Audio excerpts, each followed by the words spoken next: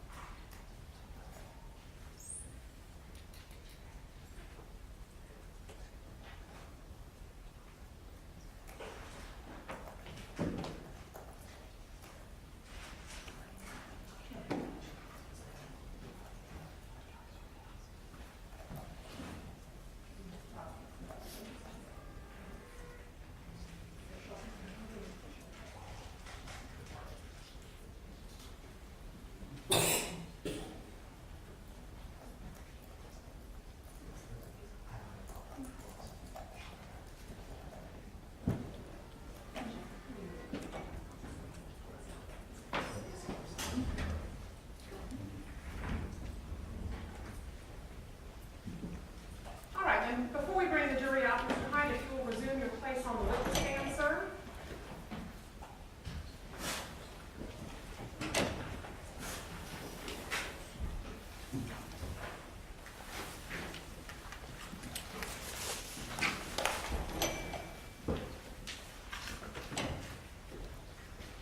In addition, let me remind, since I can see that we have a full courtroom here today, that during the testimony of this witness, there shall be no reactions whatsoever from any member of the audience to any testimony that may be elicited. No head nods, head shakes, eye rollings, huffings, puffing, sighing, nothing. No reaction, please. Otherwise, I'm going to have to ask you to step outside of the courtroom. All right, you may resume your seat and let us bring out the jury. Thank you.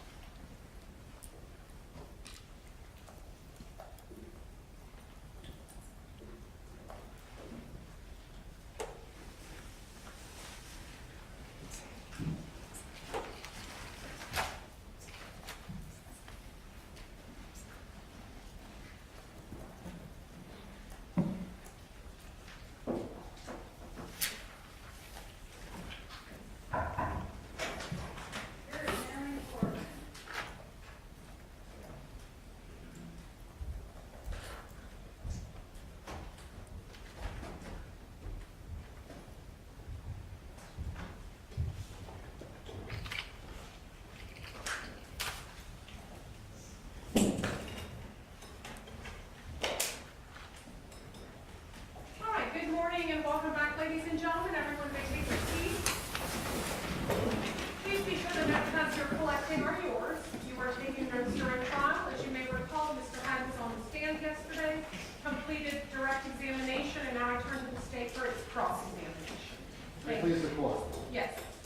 Mr. Hyde, would you agree that you have the greatest interest in how this case is decided? Yes. And you took an oath before you testified yesterday, and you promised and swore to tell the truth, the whole truth, and nothing but the truth, so help you God, correct? That's correct. And you knew that that was under penalty of perjury, correct? Yes. I'm showing you the signature page of the tax returns. And could you read this paragraph, Says under penalties of perjury, I declare that the information I've given to my ERO and the amounts in part one above agree with the amounts on the corresponding lines of the electronic portion of my 1995 federal income tax return. that's it, Mr. Hyde, thank you. So you signed these tax returns, correct? I don't see my signature on them. Okay, I understand we have copies, unsigned copies of your tax returns, but you did file tax returns where you're wearing, you claim Fred Laster, Daisy Laster, Travis Laster as dependents, correct? I believe, yes. You believe so or yes? Yes. Yes, you that's did. correct. Yes, sir, that's To correct. testify to that, correct? Yes, And you wrote that they were your foster children, correct? yes. And that they were 12 months, the entire year, they were your dependents, correct? No, sir, that's not correct. That's incorrect, sir. What's incorrect? It's incorrect that I declared that they were my dependent children for 12 months. All right, well, take some time to look at it then. You said they were your foster children, so. Yes, that's what the tax planner advised me to put on the, that's what he typed on the paperwork. When I explained the position. So your Mr. tax. Mizrahi. I'm asking the question. Excuse me, hold up, no, everyone stop talking. I We would need to allow the question to be asked, and then allow the answer to be given without interruption. The reporter can only take down one person speaking at a time.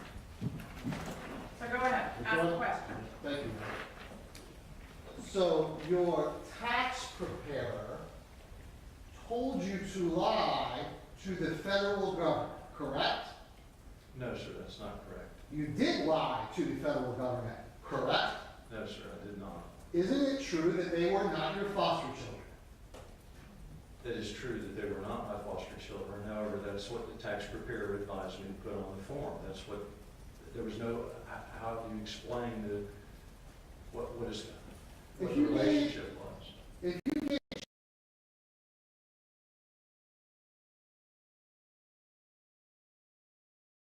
children? No. Oh, okay. So you put these kids on your tax return as your foster children because you gave their family charity, correct? That's partially correct. Yes. Okay. Well, you didn't. They weren't your children, were you? Were they? No, they were not my children. All right. However, I did assist with them during the year, not the entire year. They didn't live with me the entire year. That's not what I was attesting to. What I was attesting to is that I provided support for the entire year. No, you said they were your foster children. Yes, sir. Okay, that's what you wrote down. Yes, sir, that's what I Thanks. said. That's all the questions I have on that issue, sir. Now, when you said under penalties of perjury that the information was true, Yeah. that was a lie. Forgetting who told you to do it, that was not true, correct? What is correct is that I had a relationship with his family to provide clothing, to provide money, Mr. Mizrahi. Yes or no? That- No, Mr. Hyde, yes or no? When you wrote down that they were your foster children, that was a lie. Yes or no?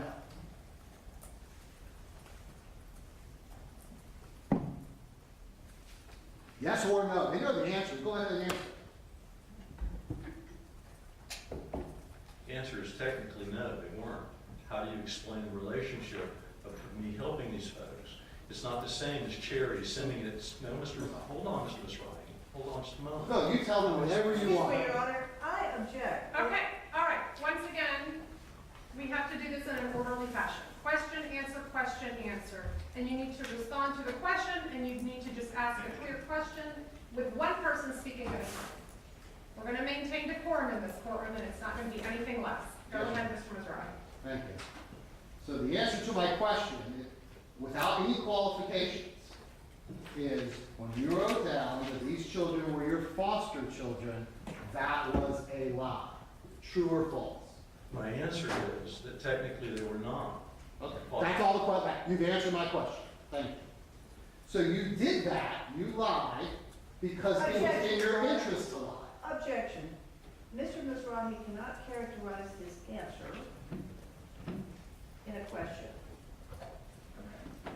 You can move on and ask another question. You wrote down that they were your foster children because it was in your interest to do that, correct? Not only in my interest, Mr. Misrahi, but the understand that the money that I received as a tax benefit went right back to the family. It went right back to the grandmother. I wasn't taking this money and running off to someplace else with it. The money was going right back to them to provide food and, no, hold on just a moment, to provide clothing and shelter for them. I didn't receive benefit from it. They received benefit from My it. question has nothing to do with who received the benefit. My question is whether you play loose and fast with telling the truth for whoever it benefits. Whether you had an interest in doing it, correct? And that interest may have been charitable, but you had an interest in saying something that wasn't true to benefit someone, correct? To benefit the family. You To said that over and benefit over, the and the family. answer is yes, right? The answer is yes. Okay, To benefit them, not Mr. me. Hyde, you have to just answer my question. I am, sir. All I'm right. explaining- Now, let me ask you this. Okay, no speaking over each other. Again, let's maintain decorum. Ask a question. Thank you. So, one of the reasons why you were providing so much support for this family is because you had graduated from college, correct? Yes, You had a job, correct? yes, You were studying to have a master's degree, correct? yes, You were raised by a loving family, correct? yes, Who had homes, correct?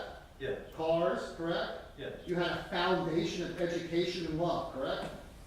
yes, And financial resources, at least some, correct? yes, And so you were in a position to be able to help somebody else.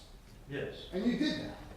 yes, And you did that by taking in Travis Laster and having him spend vast amounts of time with you in your home, just the two of you, correct? that is correct at some point. However, that's not correct at the very beginning of it, when I met the family.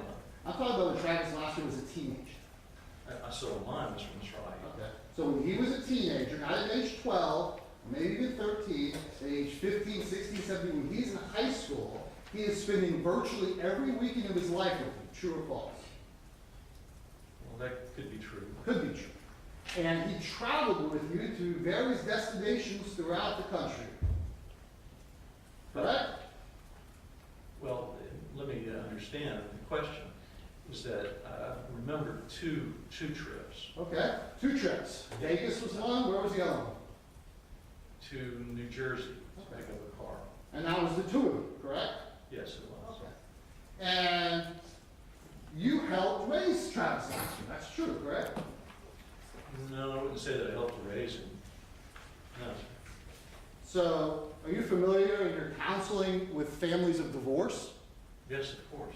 And you're familiar with the custody arrangements where let's say a mother has primary custody and the father has custody on the weekends, correct?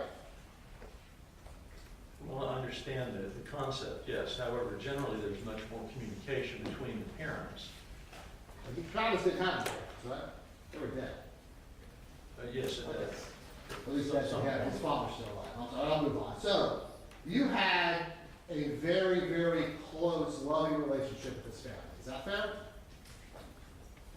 No, that's not quite fair. Okay. Isn't it true that you did nothing to this family to make them think that you would ever hurt any of them, correct? Right, that's correct. You have done nothing to Travis Laster to make him think that you would hurt Fred, correct? Excuse me, Your Honor. I'm going to raise an objection at this point in time. May counsel be heard at sidebar? All right, let me see court reporter Hyder with attorneys.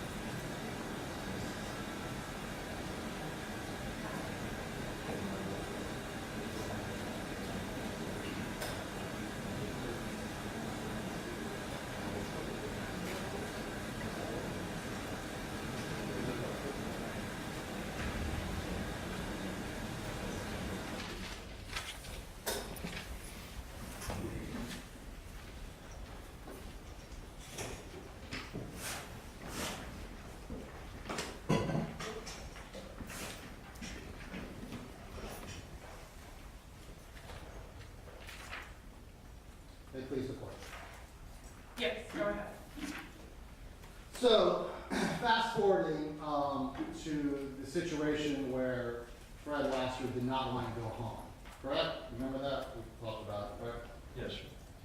So your testimony is that he got into a fight with his sister, but you don't know what it was about, and then he came and spent the night at your house, correct? Yes, because he refused to go home to his grandmother's house. That's correct. Right. And you knew he did not want to go home, correct? And I knew that he did not want to go to his grandmother's house, yes, and I thought that if he, I mean, eventually I just gave in to him because he insisted not going to his grandmother's house. That's I why you, thought, excuse me, I thought that if he were to get a night's sleep, yes. It's just with the garage sale, he'd feel better and we could talk about what was going on with him. the garage sale is not written in your calendar. I'm sorry, I The didn't. garage sale is not written in your calendar. That's correct, Right. it's not, but that doesn't mean that I didn't have one. I have activities all the time, Mr. Mizrahi, that I write down in the calendar. There are things, see, some of these garage sales were. There's no question on the table, Mr. Hyde. I understand, sir. You testified for 2 hours yesterday. Can I ask some questions? Of course, Mr. Okay. Mizrahi. So I have a question. You testified that Fred Laster was a capable child, correct? Yes, Physically strong, 16-year-old man, almost, yes, correct? yes, that's Okay. correct. Yeah, and you knew that he did not want to go home, correct? Yes, Yet your testimony is he voluntarily got into your car, correct? yes, To go home, correct? yes, You didn't lie to him and say you were taking him to Pizza Hut or anything like that, right? no, Okay, you told him you were taking him home, correct? yes, he knew where he was going. And he got in voluntarily, correct? Yes, he got in voluntarily. Even though you lived at the beach, Yeah. correct? Yes, And he wanted to be at the beach, correct?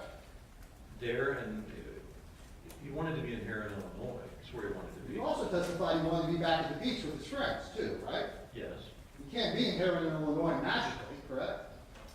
That would require resources, correct? yes, sir. Okay, so he wanted to go back to the beach in the immediate. Yes, in the immediate, So he's at the beach. yes, He doesn't want to go home, but he gets in your car voluntarily. yes, he got in voluntarily. And then he waits the 30 minutes it takes to get to the marshland at US 17 to jump out. Yes, sir. And he jumps out in the middle of nowhere, correct? Well, it was a heavily wooded area, yes, there on North 17. In the middle of the night, No, sir, not in the Well, middle of the night. after dark, Yes, sir, after dark. after dark, in June. Yes. Right, so past 9 o'clock. I'd have to look at the, Your I calendar? don't, Mr. Mizrahi, I don't remember that it was, what exact time it was. I just know that it was just after dusk, it was just after dark. It Right. was not in the middle of the night, as you characterized it. Well, you're right, it wasn't in the middle of the night. According to your testimony, it was not in the middle of the night. And I clarified and said it was after 9 o'clock, because generally in June, it gets dark after 9 o'clock. I'm sorry, I don't know that. You don't? No, sir, I don't. Very good. So you also testified that you went camping with Fred Lasker? Yes, I've been camping once with him. Just the two of you? Yes, just the two of us. And you went camping with Travis too, right? No, I don't recall. Never? And those animals in your backyard that they found, remember that? That were buried? I remember the testimony given, yes. Did you bury any animals in your backyard? No, sir. Now, you're not a youth pastor according to your testimony, correct? That's correct. But you do go camping with youth members of the church, correct? No, Okay. You did have busloads of children brought and play music for them at the church, correct? well, no, Okay. Now, you talked about that you were in shape at the time, right? yes, You had weights. yes, sir. And those weights have what, handles on them? Bars, correct? Yes, To that's, lift up? None of the weights that you lifted up were 109 pounds without a handle, correct? no, I don't believe so. That's not something that you would normally lift, correct? No, And 109 pounds without a handle would be a difficult lift for anyone, much less even if you're in shape, correct? Well, no, I would tend to disagree with that, Okay. Ms. Roddy. Okay. You had a washing machine, correct? Where? In your house? Which, the beach house? Yeah, sure. Yes, at Yeah. the beach house, I had a washing machine there, yes. And so you testified about the red shirt that you may have worn it. You can't testify as juror that you ever wore that shirt, correct? It was one of many shirts that I would use to do yard work with, just to put on to keep myself protected from the shrubbery. And your dad's a lot smaller than you, right? Yes, he is some smaller than me, yes. And that's your dad's shirt? Yes, And your dad wore a large? I believe that's correct. And that shirt's a large? I don't know. And you wore extra large at least, correct? Yes, Okay, so to do sweaty yard work in the middle of June, you would put on a small flannel shirt. That's your testimony. no, sir, that's not my testimony. I So, I'm sure to know. You would wash your clothes after doing yard work, correct? No, sir, Never? never. You never wash any of your clothes? No, that's not true. Okay. But I didn't wash them there at the house. The washing machine was never plugged in. I'd had the washing machine for 15 years and it had never been used. Okay. So you never washed any of the clothes that you wore when you did yard work? Generally not, no. Okay. Your 1987 charcoal gray Camaro, that was yours on June 4th, June 5th of 1994, correct?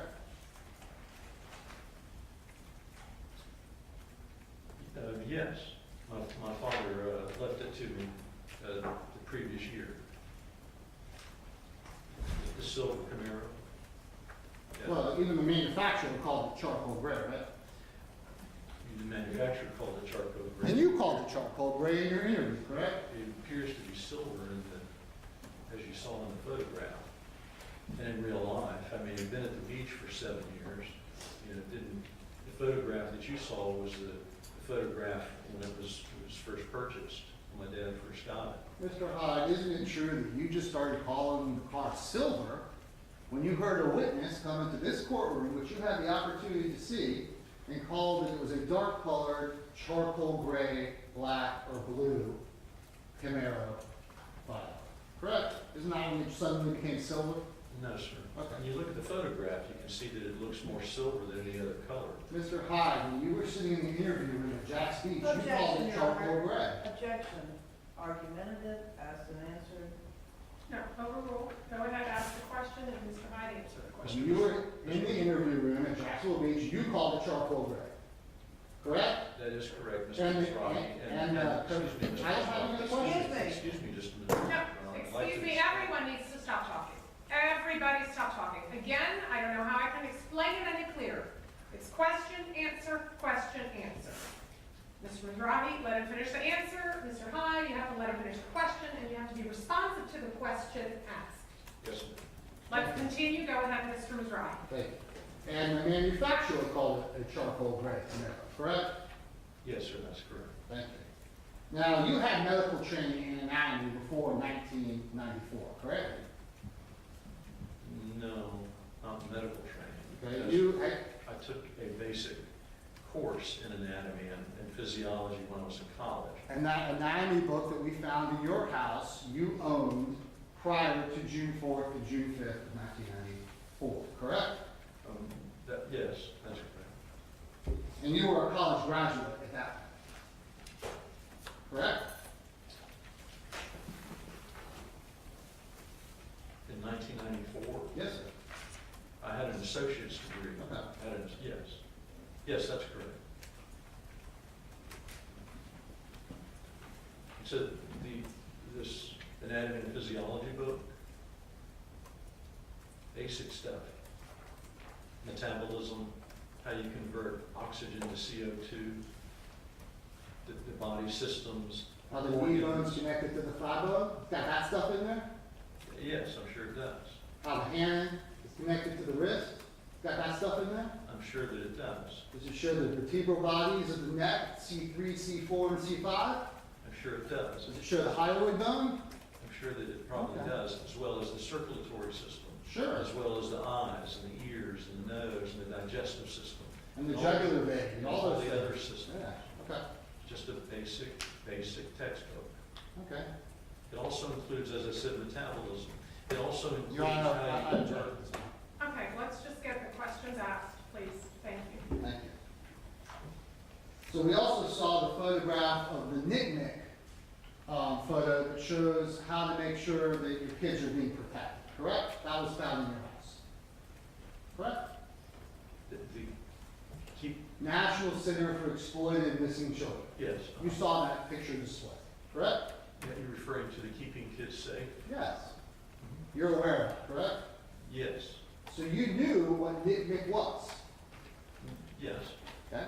And so you knew that perhaps they would help find Fred Lasker, right? I'm sorry, I don't know. It never occurred to you to call them and say, hey, by the way, I have information about this missing kid? No, never did. Never? No. Okay. You were trusting Travis Lasker to do it, correct? Yes, I was trusting Travis. I was Tra- trusting Robbie Smith, who was a police officer there in the family. Well, you never told him. I was trusting, excuse me, Mr. Ronnie. That was, my question was whether you trusted Travis Lasker. You answered the question. So your answer was yes.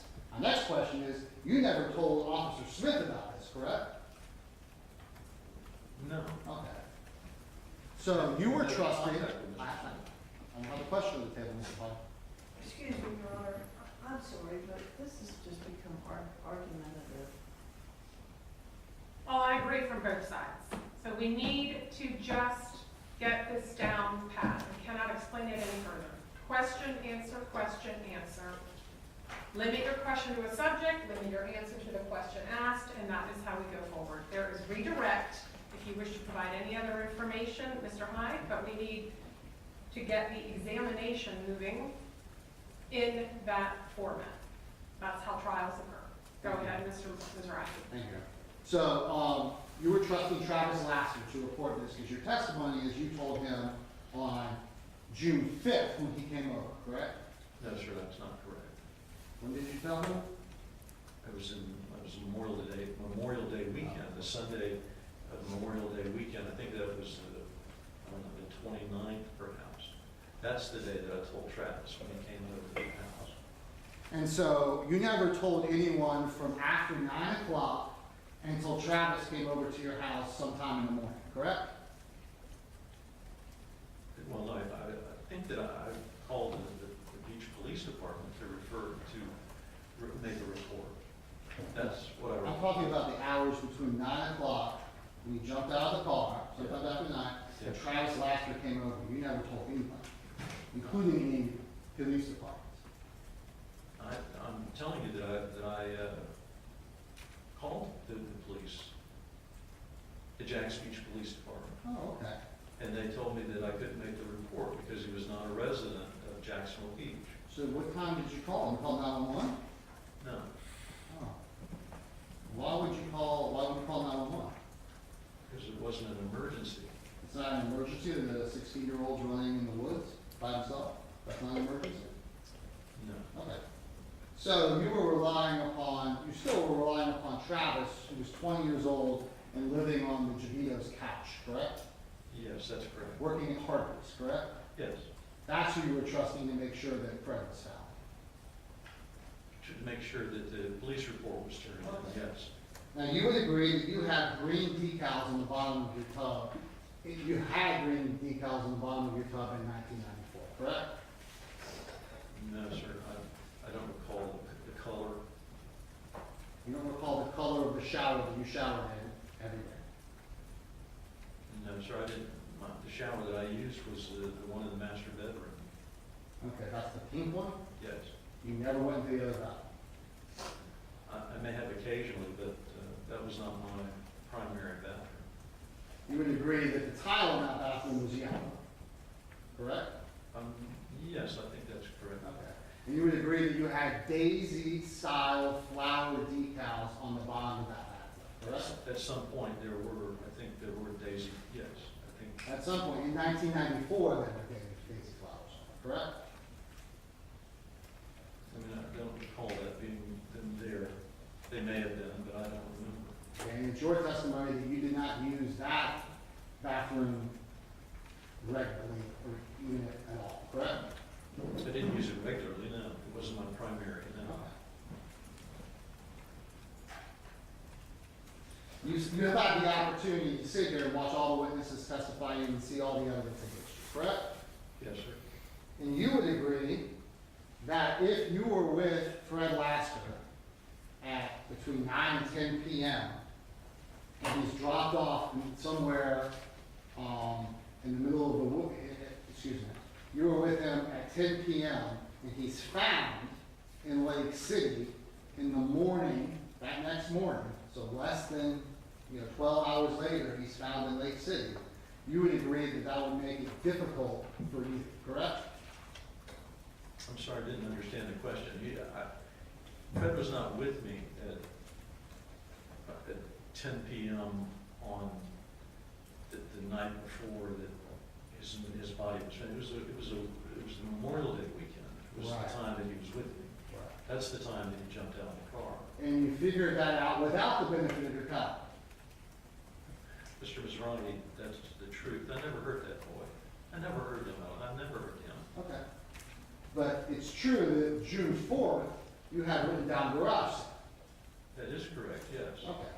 So you would agree that if that were the time that Fred Lasker was over there, we have a very, very short amount of time that Fred Lasker could have been murdered, dismembered, driven out of town, and placed, correct? Sure, hypothetically. In the interview with the police, you're actually telling them that you have heard Fred is still around, at least was around after your Memorial Day drop-off, correct? Yes, and even later than that. Much later than that, right? Yes. Okay, that wasn't true. Nobody told you they saw Fred Lasker. That's what the family was telling me, that various people had seen him up in the Fernandina Beach area. They had this conversation with you after he went missing, and they told you that people had seen him in Fernandina. Yes. This is what the family's telling you. Correct? That's what your testimony is? That is what I don't remember exactly who it was that told me. Okay. I just don't remember. It was a long time ago. This family that you gave the utmost charity to, correct? Yes, sir. Okay.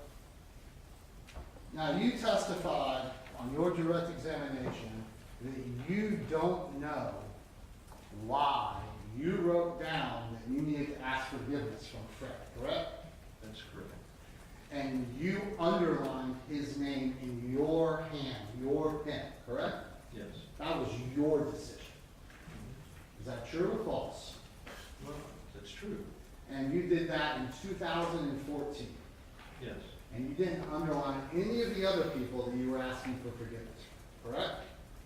Correct. Do you feel responsible for the death of Fred Lasker? No, sir, I don't. I wasn't responsible for the death of Fred Lasker. I never heard that kid. And the next day when you went to church on your calendar on June 5th, Yes. did you ask for forgiveness then? I don't recall. You waited until 2014 to write into your journal? Okay. I mean, Okay. That's all the questions I have. All right, is there any redirect?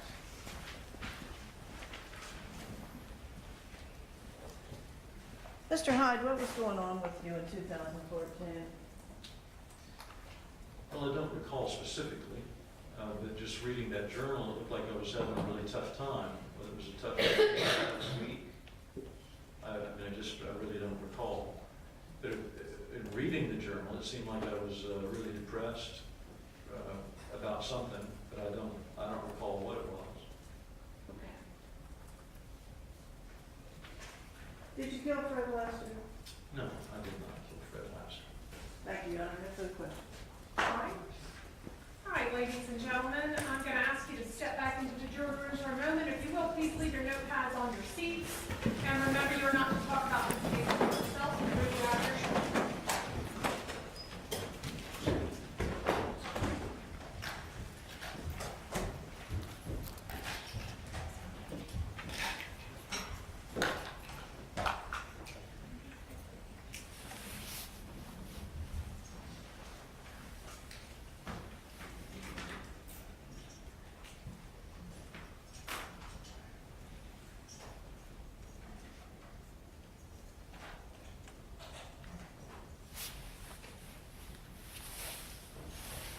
All right, the jury's out of order. Mr. Hyde, you may resume your seat at council table now, sir. And I will ask defense counsel, are there any other witnesses or exhibits and evidence that you wish to introduce during the defendant's case? I believe we introduced all the exhibits, and we have no further witnesses, so the defense can rest. Do you want us to rest once the jury comes back? Yeah, when the jury comes back, I'll allow you to announce rest in their presence. Let me then ask, however, is there going to be any rebuttal case by the state? No, Your Honor. Okay. And Your Honor, in light of that, I will renew my motion for judgment of acquittal. We haven't received too much additional information, I'm not gonna get into it, but there were 3 experts that testified that further, I think, distanced the items in question from Mr. Hyde's home, as well as Mr. Hyde himself. So we ask for you to reconsider that in light of all that, and we'll renew all the arguments that we made previously. Okay, thank you. I will at this time deny the defendant's motion for judgment of acquittal. So I also want to confirm then both sides, or the defense has gotten the corrected, revised jury instructions that I'll be reading to the jury. I did see them here on my bench this morning. Yes, Your Honor, I have received them. Yes.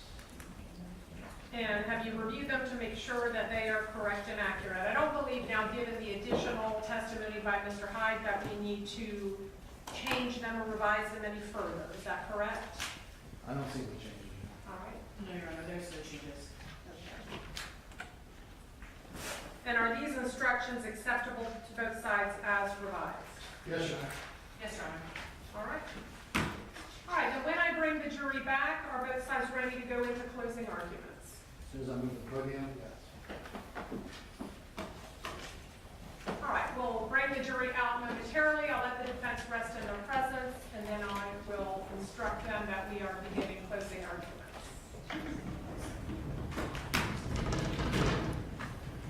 And so, Mr. Ronnie, you're going to give the first close? Who's giving the close for the defense? Ms. Shelton? Okay, thank you. All right, then. Are both sides ready to bring the jury back out? We are, Your Honor. Yes. I'm gonna pivot this.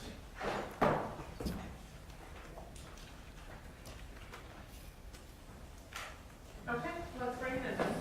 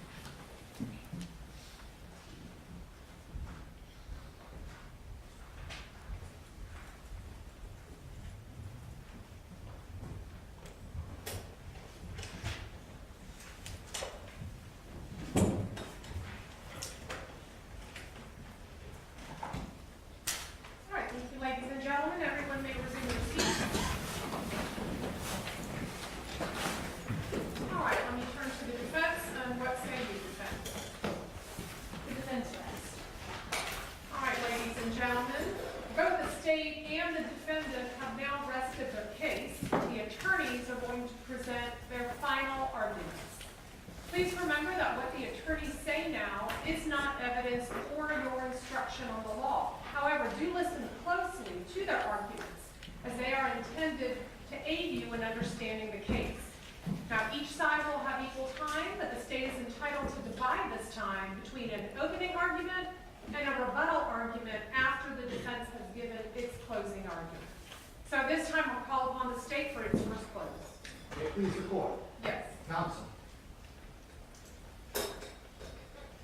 It wasn't easy for anyone in this courtroom to endure this week. The pain, the darkness, it's sometimes overwhelming. No one ever said it was going to be easy. But what we heard this week was the truth. And to truly know the truth, one must experience the truth in your mind, in your heart, and in your soul. A person can understand intellectually the joy of having a trial. We can appreciate the joy it would bring to parents.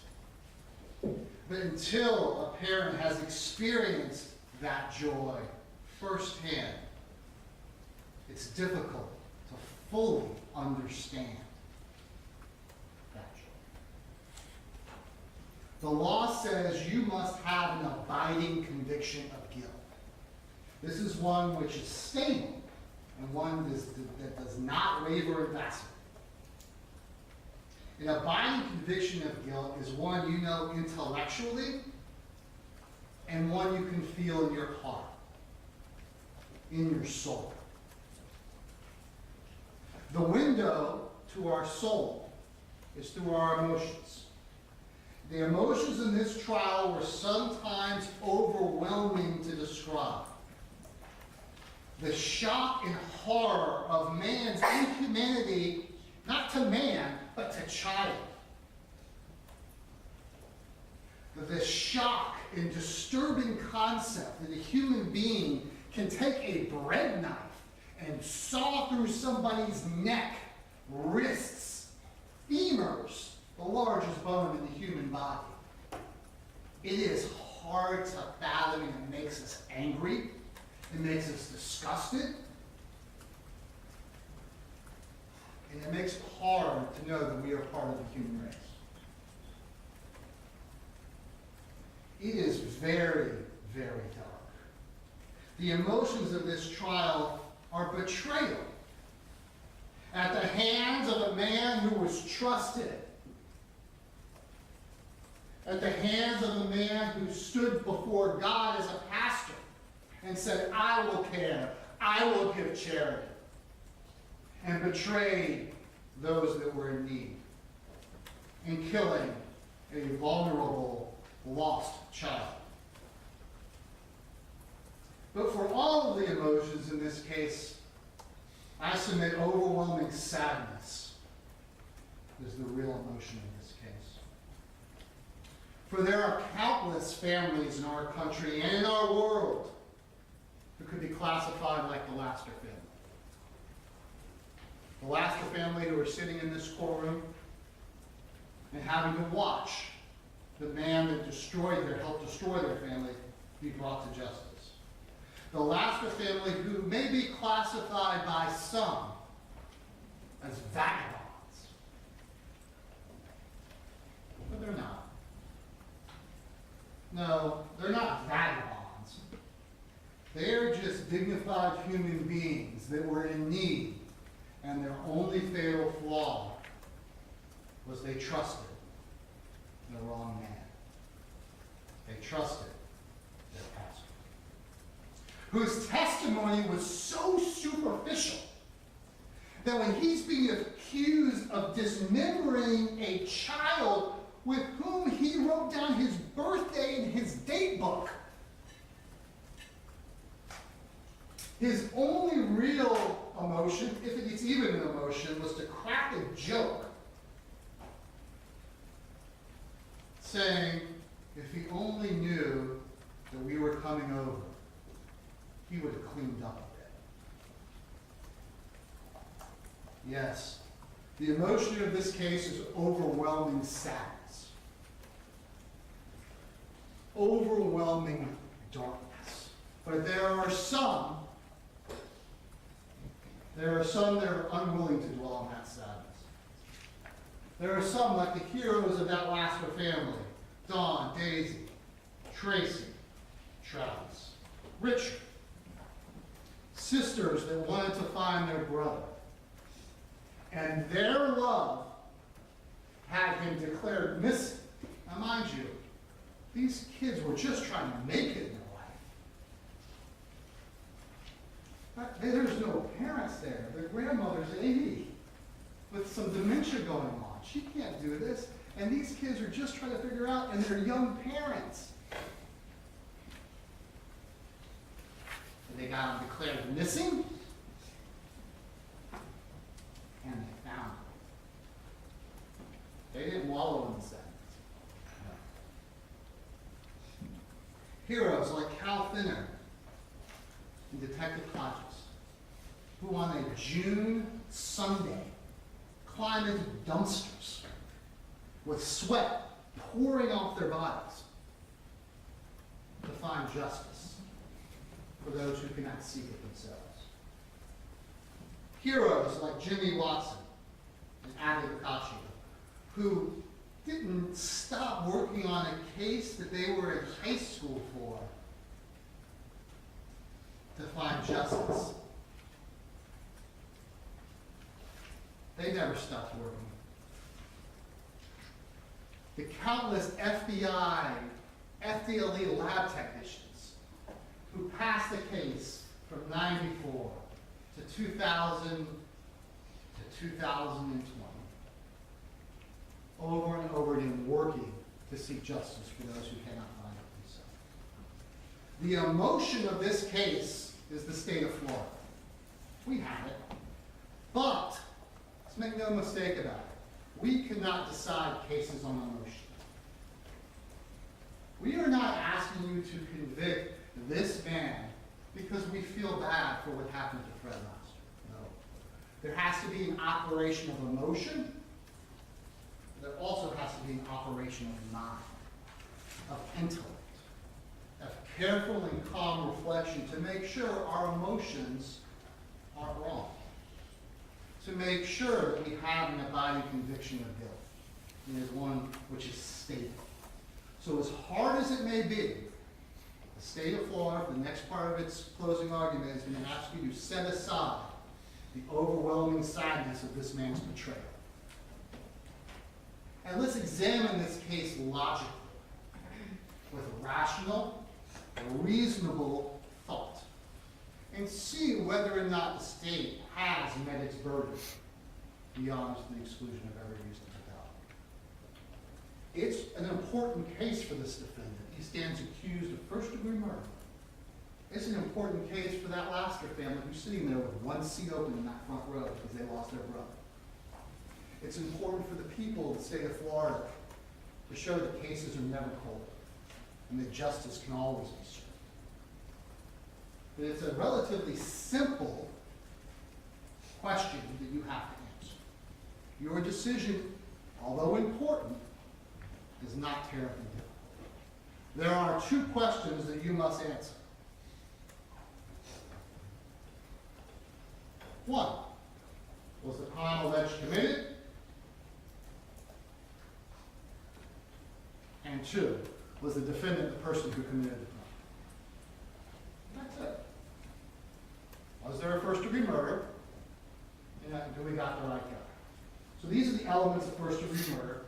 Fred Laster is dead. This is a given. So then the question is whether or not the person that killed him was engaged in the commission of an aggravated child abuse and killed him. So for first-degree murder, there is no intent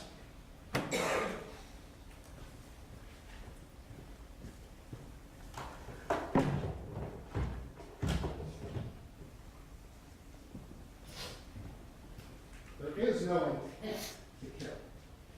Only intent to do some act that leads to great bodily harm, intentionally committing a great bodily harm. We do not have to prove an intent to kill. These are the elements of aggravated child abuse. The defendant knowingly or willingly committed great bodily harm, permanent disability, permanent disfigurement, and the victim is a child. So essentially, you prove first-degree murder. We have to prove that the defendant knowingly and intentionally caused great bodily harm to Fred Laster, and that great bodily harm resulted in his death. So how do we know that great bodily harm was inflicted upon Fred Laster? How do we know that? If that isn't great bodily harm, I don't know what is.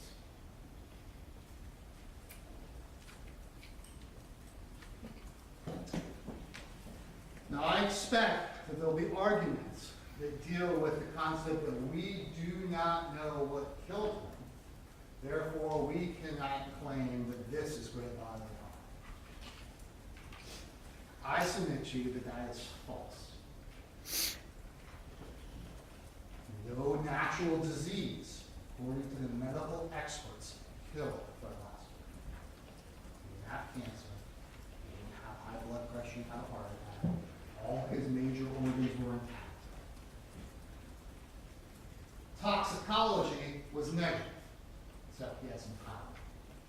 It wasn't an overdose. It wasn't poison. This wasn't a car crash. Also, it's perfectly in place. You can logically and reasonably infer that because his head, hands, and legs were removed, whoever did some great bodily harm to cause it to be. There is no other explanation. Nobody dismembers a traffic accident. Nobody dismembers somebody that falls down and hits their head on the coffee table by accident. It doesn't make any sense. It is an imaginary, speculative, or forced doubt to think of. These are not what the law says. The law doesn't say a reasonable doubt is not a possible, imaginary, or forced doubt. Such a doubt should not influence you to return a verdict of not guilty if you have an embodied conviction of guilt. All you have to do is see this picture to know that some great bodily harm was inflicted, probably in the neck and head area. That makes the most sense, because that's what kills people. Although it's hard to imagine a scenario under which the hands and the legs would have caused the death.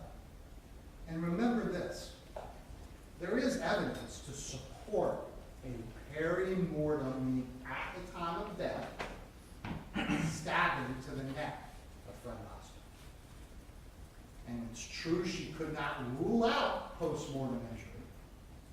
Dr. Heather Walsh-Haney says that the injury to the hyoid bone, the cutting of the hyoid bone, was different in appearance than the other dismemberment, which was clearly post-mortem. And that is consistent with being stabbed in the neck. What do you got in your neck? Arteries that have been cut and severed, killed. And that is aggravated child abuse, and that is first-degree murder, and that is proof beyond a reasonable doubt. When you take into account everything.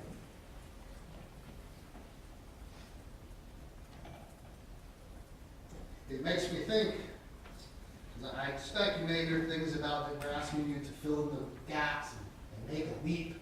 We have to prove it to you. And it makes me think of yesterday. I may have gotten out a little bit later than y'all did, but yesterday, when I walked outside, the skies were pretty clear. It wasn't raining. I noticed that everything I saw was wet. The building was red, it was dripping from the doorway. Cars all wet. I have to step over puddles. Nobody saw it rain. I was in here with y'all. Now, is it possible that yesterday was National Firefighters Day? Every fire truck in our city drove around downtown firing their water hoses in the air to cover everything in water. Yeah, I guess it's possible, but it's not reasonable. And that's why our doubts have to be reasonable.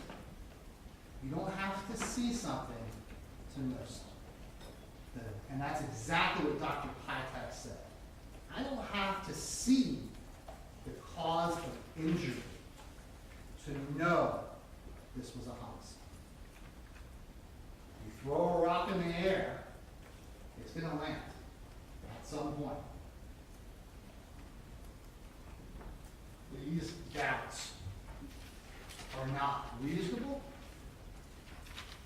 and we have proven first-degree murder beyond the exclusion of every reasonable doubt. Whoever killed Fred Laster committed a first-degree murder. That's a given. This case is about who did. That's what this case is about. The defendant said, I had nothing to do with it. Wasn't me. So whoever did this to Fred Laster is guilty of first-degree murder. Let's talk about venue for a second. If we have to prove venue, you'll hear instruction, it qualifies as only to a reasonable certainty. Venue is a privilege of the defendant to decide where he wants to get tried. And we have to prove that the crime took place here in Duval County, which we have abundant evidence of. It's the only place this could take place. There's no other evidence this took place anywhere else in the world other than Duval County. But we only have to prove it to a reasonable certainty, not beyond to the exclusion of every reasonable doubt. If we prove that this defendant is responsible for that death, then we've proven venue because it had to take place at his bathroom with his shower and all the other evidence that we'll go over. So venue is not something that you need to consider, I submit, seriously.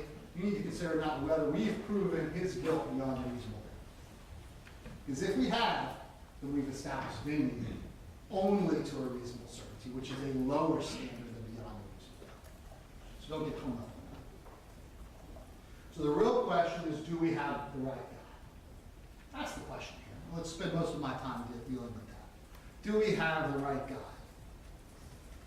The first analysis I want to talk about is the simplicity of this case. And whenever I talk about simplicity, I think about the urban legend involving the space race and the Cold War between the United States of America and the United Soviet Socialist Republic, the USSR. And there was a space race between the people. A lot of competition. Who was going to get on that moon first?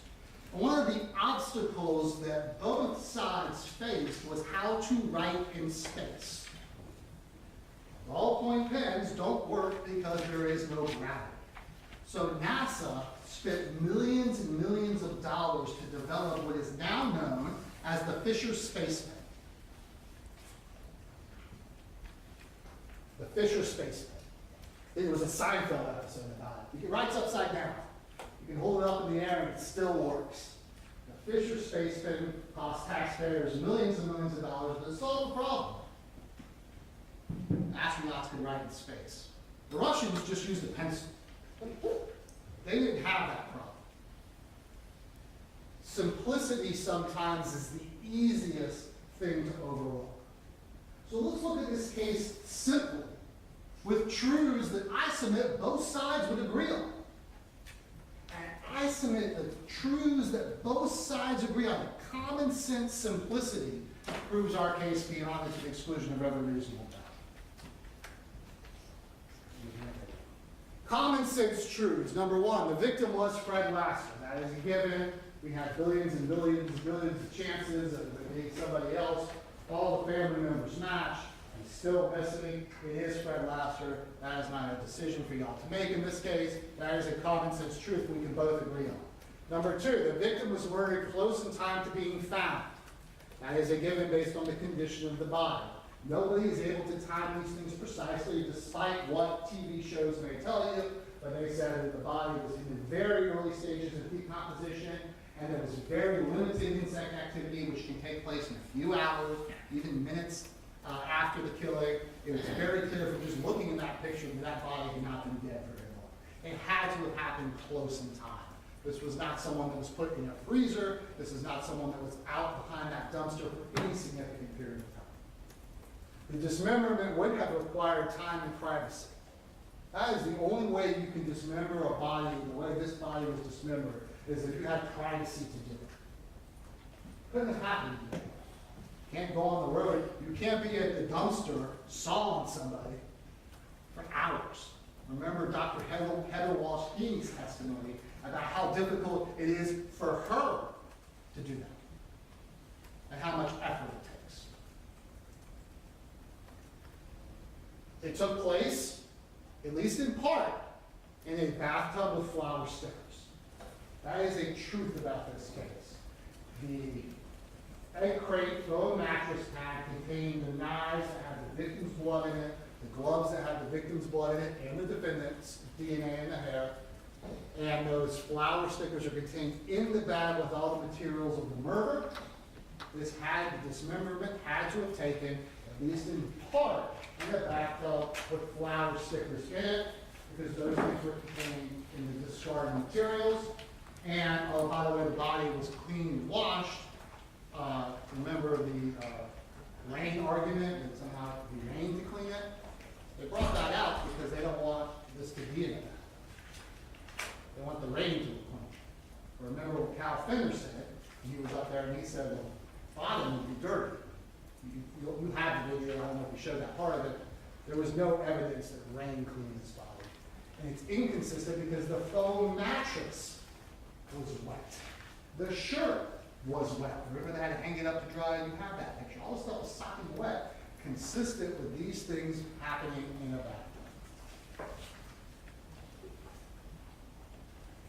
The dismemberment was done to protect the ID of the victim.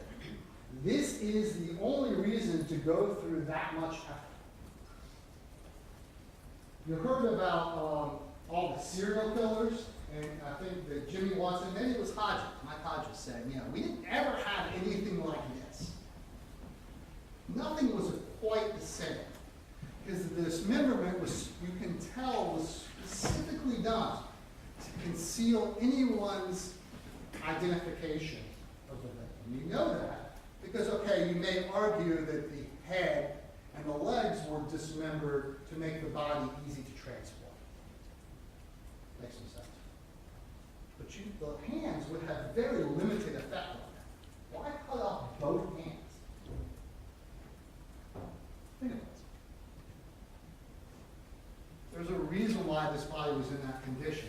It was because they needed to conceal, whoever did it, the identification of that victim. There was no naked, no clothing, no wallet, no identification, just human tissue.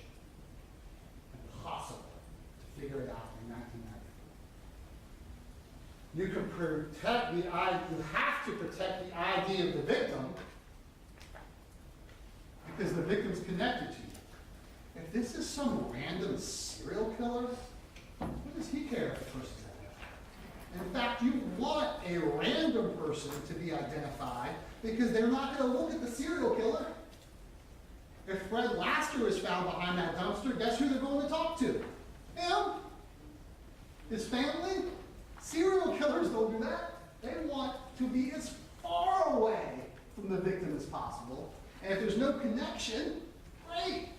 I'll leave him just the way he is. They'll be searching for all his friends and family members. They'll never suspect it. Some guy on the highway picked them up. Illogical. These are truths, common sense truths. Hyde was connected to the victim. Given, and Hyde's home had privacy bathtub flower stickers. I submit these common sense truths without any of the technology, without anything fancy. That's proof beyond a reasonable doubt. That's using a pencil to prove he did it. And we got so much more. Because you don't just have to rely on this. It's not just your common sense. Because we got a whole bunch more. The story explaining what happened, the state spent a tremendous amount of time asking the witnesses what this defendant said about it and playing an interview in which he denied doing it. And the purpose behind that was to show that the story doesn't make any sense. And you can tell that based on logic and common sense. And if you lie about the circumstances surrounding your last contact with the victim, that shows your guilt. Just that simple. Analyze it. Does his story make sense? Does the only person in this family that has a college education, that has a job, that's going somewhere and doing something, does he do very little? Of course, he makes up, oh yeah, well, I called the police, there's no record of that. You heard that in his interview. No record of that. He trusts 20-year-old and young kids just trying to make their way in their lives. They're going to do something about it. He's got the knick-knack stuff in his house. This man knows, he's educated. He's going to report the person missing, and the 16-year-old kid is not going to get into that car and go away from the beach. That's the biggest flaw in the whole story. If he wanted to go to Illinois and wanted to stay at the beach, why on earth is he getting in his car to drive away? He'd be like, see you, Fred. See you, Ron. I'm right here. I'm going to go to Einstein's. He didn't get in the car and go, oh, wow, I'm going home? The defendant admitted to you, didn't lie about it. So all of a sudden he's like, oh, wait, this is the opportune moment for me to jerk the wheel, pull his Camaro over to the side of the road, jump out, and run in the street. Middle of nowhere. 16-year-old kids like that? That's why they made a big deal about the camping, I guess. He loves camping in the marsh between Nassau County and Duval County. That's where he jumped out. Come on. This story makes no sense. He says he told Travis. He did everything for Travis Laster. Travis Laster says, my only recollection of the defendant ever telling me anything about my brother was in 1997 when I was in the Coast Guard. Dawn Williams says when she calls, he laughs and hangs up. Now, I will agree that this defendant was so charitable to this family that they may have been very, very, very hesitant to believe that he's responsible for this. That doesn't change the fact that when Dawn Williams said, where's my brother? He goes, Hadink. The story's not true. It's a lie to cover up the truth. If it is true, he didn't do anything about it. For all these years, nothing. All of his resources, nothing. He didn't bother to look. The person that's in his calendar. This is not, I give charity to the family next door. He admitted with Travis, he's raising him, and he's helping. And he's in the Department of Corrections working, and he's like, oh, I thought the family took care of it. If it's true, he would have done something. The shirt DNA. Now, the defendant claims that he does, as a, I think, 6'2", 230-pound man, that he likes to do yard work in the large, it's a large, you'll have it back there, it's a large, not that big. And then we have the photograph, just so you have the size of his father.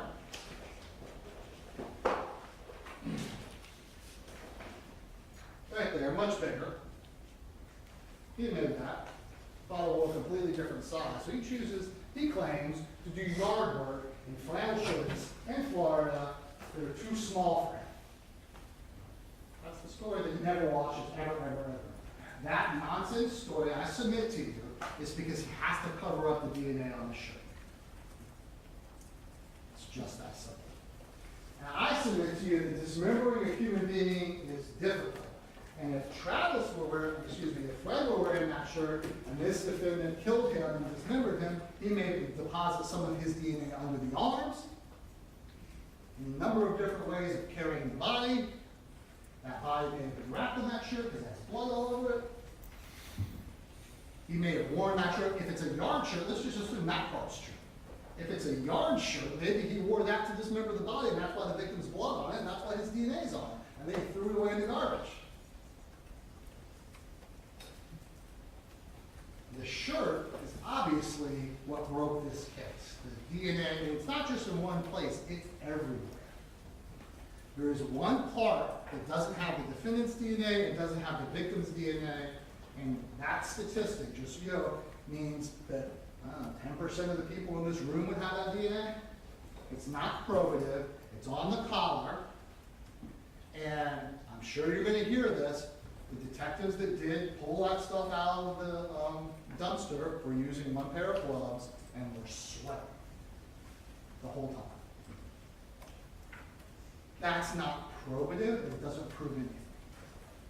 The DNA everywhere else that proves this defendant is closely connected to that shirt, and the victim's blood being on that shirt, by the way, that shirt not in the trash bag, where the other bloody stuff was, separate and apart. Like all the stuff was thrown in there, maybe the shirt was on the torso, and maybe while he was lifting the torso up, the shirt was to cover the torso. You know, a large could cover up pretty much the whole torso of the child. The shirt's on the torso, and as he's lifting the 109-pound torso without handles that's wet and at least somewhat bloody, then it slipped and slid down, and then he had to drag the torso behind the dumpster because it was dawn. It took too long to dismember the body, and William Gilbert and some Jeep were sitting around. He said, "Oh my God, I'm gonna get caught with this. I gotta get out of here. I can't do this anymore." He probably would have been physically capable had he had the time and the handles and things like that to get that torso lifted. But when you're in a rush and you're panicked, you throw the shirt in the dumpster and you drag the torso behind and you go about your business. The shirt DNA proves it, and it's not just. The hair is independent DNA. The hair was found on these gloves. They have turned color, they were orange, you can see in the photograph, they're now yellowish. And I expect that is an independent from the shirt. But while it's true, Cal Fender used one pair of gloves, and certainly that's not optimal, what the defense is going to have you believe is that the 12 hairs that were found on that glove, 12, the FBI chose the one hair that happened to be transferred from the shirt to the gloves. That's not reasonable. That's illogical. And it doesn't change the fact that his hair was on the shirt. It doesn't change the DNA. It's still his DNA all over that dumpster. But the transfer, albeit our protocols have gotten better over time, because in 1994, although we did have DNA, it was in its infancy, and touch DNA was barely a thing. And so, yeah, they should have changed gloves. It does not mean that the one of 12 hairs was the hair that transferred. Also, think about this. We're talking about hair. Hair is not going to be, if you're to believe that that hair came from the shirt, you have to believe that a single hair was on a shirt that Fred Laster took from the defendant, wore or had for weeks in the woods, was murdered in that shirt, or at least had it with him, and that little hair stayed the whole time. It never fell off, it never blew away. It stayed in the dumpster, and when they pulled it out, through rain, we pulled it out of the dumpster, and that little hair actually clung to the glove, and then left the glove, so I had to cling to the glove and then leave the glove, the glove that Cal Fender was wearing, and be deposited among 11 other hairs. They point that out to you. We've learned how to do our jobs better. That's the end of it. There is no contamination between these two things. It's illogical and unreasonable. The hair was independent. The clothes were in the dumpster. The gloves were in the house. Boom. Now, it's true that lots of people have gloves in their house. We would never convict anyone simply because they have gloves, but what's fascinating about this case is everything that was in the dumpster, we found some connection to this. So gloves, this is a minor point. I would never ask you to convict based on this piece of evidence, but there are lots of houses in which dishwashing gloves may not be present. Not every house has them. This guy had them.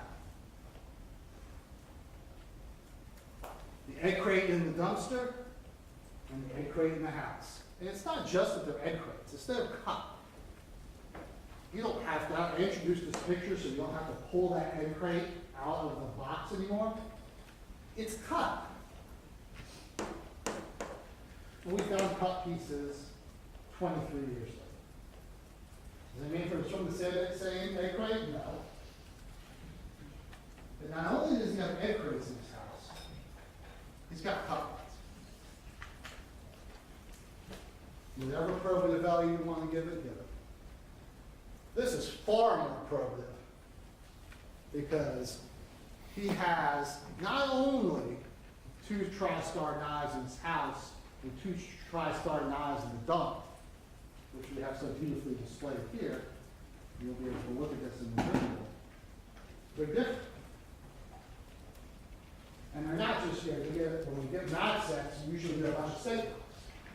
And then you get a bread knife, a butcher knife, and you get a little paring knife. And you get a set that come in different sizes. And the FBI analyst says, yeah, this could have come from the same set. Each one of these knives would be a different knife in the set. They are not the same. TriStar lifetime cover. See how the odds of someone other than the defendant being involved in this are shrinking exponentially?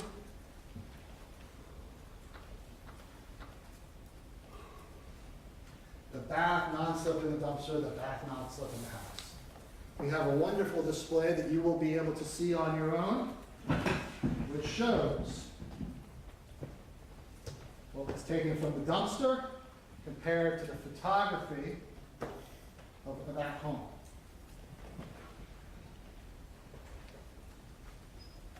The defendant slipped up a little bit. That's interesting. Yes, I used to have flower decals in that bag. I don't know what color they are because I don't go in there very much. It's not my primary value. What happened to them all? Blood right there. If he doesn't use the bathroom, and he doesn't use it very often, he's going to, one, he either knows what the colors are and he refuses to say it because it implicates him as a guilty defendant, or two, some magical fairy came into his house, took away all the decals and left behind impressions. You can make your own determination about the credibility of every witness. So you know, I'm going to recap the testimony. We didn't call these FBI people because they don't provide much. You know, Bob Dylan wrote a song years ago before I was born, but he won a Nobel Prize, at least in part on the song. Subterranean Blues, I think is the name of it. And it says that you don't need a weatherman to say which way the wind blows. In this world where experts exist, we try to rely upon them, and basically they're like, it looks the same, but I can't say definitively. And remember, we're talking about shoe impressions or car impressions that are actually the markings left behind. That's when you can make a definitive say, oh, this shoe has bubble gum on it, this impression has bubble gum on it, this shoe has tread wear right here, this impression has tread wear right here, this tire track has a nail in it right here, this impression has a nail in it right here. All we're looking at is the outline, the erosion outline of those flower stickers being in that tub for decades, probably. Because it was probably original.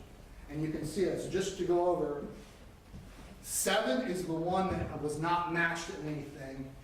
1 and 2 were matched to that one. 3, I think, went with B, and C went with 11. It could be reversing. That's why we did that chart, where you can see the impressions and compare it to the slip decal. The slip B, green slip decals. By the way, his cousin testified to. Remember she said yellowish green? Yellow comes from the tile. The tile of the tub's yellow. When you have yellow and green in there, it looks yellowish green. His cousin. Oh yeah, he had non-slip decals in there. But he says he doesn't go into that bathroom because he doesn't know the color. They magically disappear. They disintegrate. What happened to them all? Interesting. The gray Camaro, I mean, I don't know why we were fighting about whether it's charcoal, gray, or silver. Those are pretty much the same, especially at 6:30 and 7 in the morning when we're driving in 441. And it's kind of dark out. Gilbert's testimony is unbelievable. In 1994, it's very credible and believable. It's just hard to believe how lucky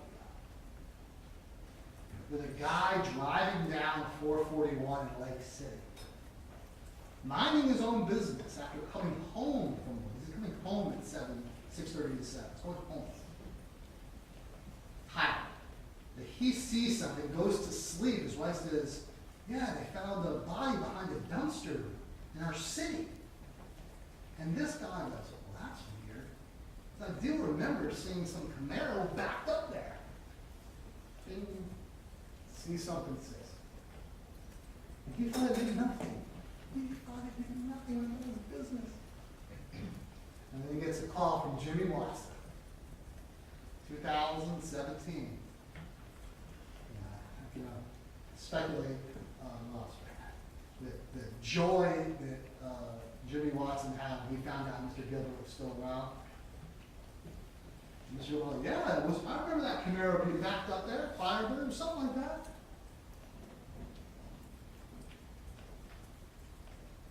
And he has the same car that Gilbert describes so perfectly. Backed up to the dumpster, 6:30 to 7 a.m., the exact time that you would expect the body to be done. What time did the gas station open? 8. And that's what made Gilbert see that. Oh, that station's closed. What is this guy doing with the dumpster? Especially in a sports car. His testimony proves we have the right to that. I don't want to comment on my thoughts about that. You have to make your own determination about whether or not he was honest and straightforward in how the questions were answered. Whether he seemed to have an accurate memory, or whether the weather app had an accurate memory about whether or not it rained. Whether it was consistent with the other evidence and testimony in the case. Everyone from the beginning had a tight window. Don Williams says it was the first Friday in June, I remember. We got into this fight, he wanted to go to Herod, and then Ron picked him up. Ron says, oh yeah, I had a garage sale the next day. And lo and behold, his 1994 planner, on June 4th, it has written garage. And the reason he has to change it is because if he's with the victim at 10 p.m., by his own admission, come on, there's no one else in the world that could have accomplished this other than the defendant. So he conveniently says, oh, all the garage sales that are written, those are all the garage sales I have. And here's another little interesting nugget. He says he needed Fred's help. He says the garage sale that was written down in his calendar on June 4th was the community garage sale, which would have required him to carry his supplies to a different location for sale. His Memorial Day made up garage sale, he said it was just at his driveway. What does he need Fred's help for? To carry out items from his garage to his driveway. Is that logical and rational?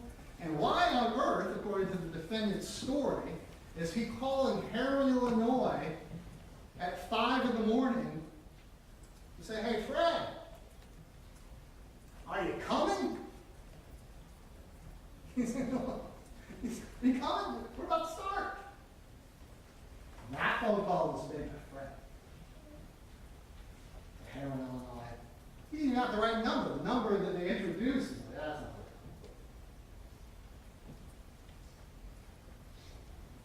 Fred made that phone call, long distance. Try to see if he can get there. Fred was alive at 5 in the morning on June 4th. He wasn't alive at 5 in the morning on June 5th. His testimony proves he did this. You can not only consider what he said, but how he acted. And whether or not he was honest and straightforward in answering my question. You can also see how there's a phrase. And I'll leave his testimony like this. He sat there, he saw all the evidence against him, he saw all the witnesses against him, and he said this: admit what you can't deny, and deny what you can't admit. Some of his testimony just like that. So, do we have the right guy? The simplicity, the story, explain what happened. If there is such a story, why not tell somebody? The shirt on the DNA, the hair is independent DNA, the gloves, the egg crate, the knives, the non-slip of the dumpsters, the Camaro, and his own testimony. His overwhelming evidence. Now, I want to spend a little bit of time with two really, really important pieces of evidence on my focus. And that's the DNA. And the DNA is blind justice. It has no bias. It has no agenda. It is free from anything resembling something that you have to worry about. You know, Lady Justice wears a blindfold for a reason. And that's what DNA is. It doesn't discriminate. And when we go back and look at the items in that dumpster, we find two things. We find Ronnie Hyde, and we find the victim. And that's the justice surrounding this case. It doesn't have anything to do with bias, prejudice. It does not discriminate. You know, there's over 7 billion others on our planet. But there is only one Ron Hyde. And he is found in that dumpster in multiple locations, and that in and of itself proves he's responsible for it. But again, it's not just that. Forgive me, Fred. In 2014, have been think this is written down in a beautiful writing journal. Think about the effort. I have to go get my book. I have to go get my pen. I have to sit down and pour my thoughts onto a piece of paper. This is not a random act. From whom I need forgiveness.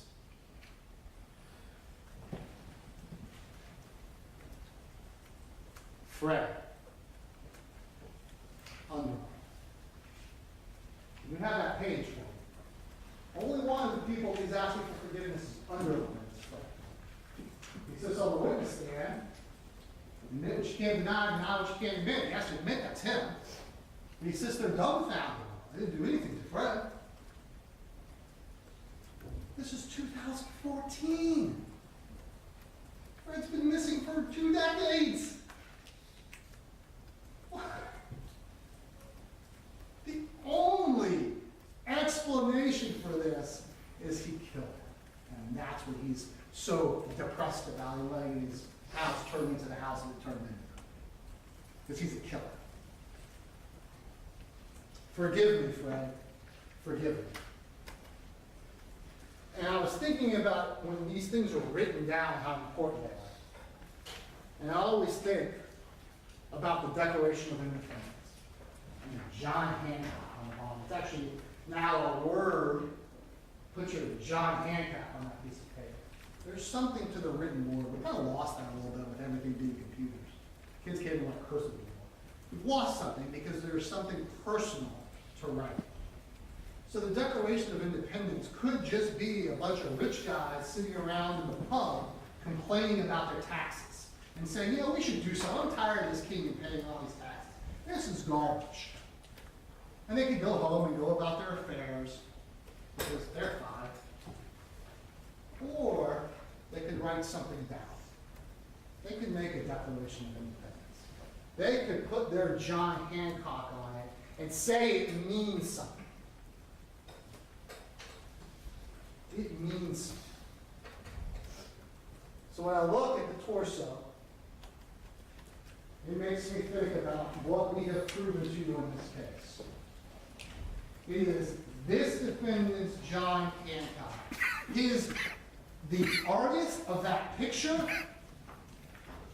and he signed his name to it. He is responsible for the death of Fred Lassiter. He is guilty beyond the exclusion of every reasonable doubt. He will live in view of respect, but to the dead view of the truth. And as hard as this week was to hear this overwhelming sadness, the overwhelming truth that a 16-year-old little boy could be lost for all of these years and all of this time, and he wasn't that far away. He was so close. He wasn't dumped in Nicaragua, he was down the road. But unfortunately, he never meshed. For the signature of this defendant's work endures. And the truth is, he's guilty of first-degree murder. And we got the right guy. We're confident that we're going to find justice for Fred Lassiter and hold him accountable.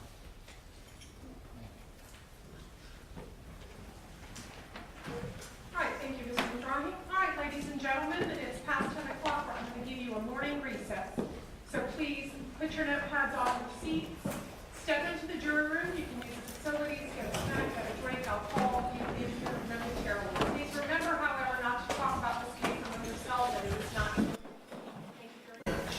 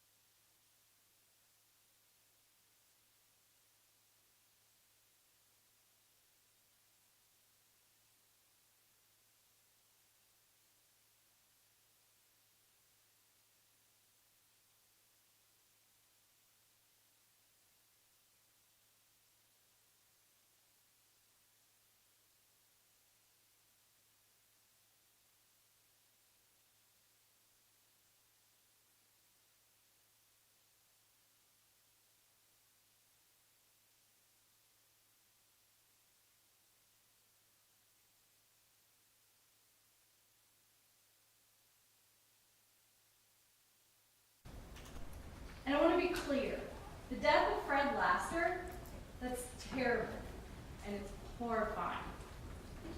But the evidence against Mr. Hyde is just not there. There's nothing.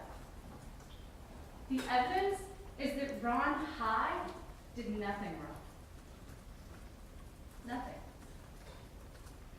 The state has spent the past week making a fuss over bathtub appliques and Crate Mattress, knives. These are all things that I could walk into my grandmother's house right now, pull for you. There's been much ado. The state has proved nothing beyond a reasonable doubt. And that is because Ron Hyde is innocent.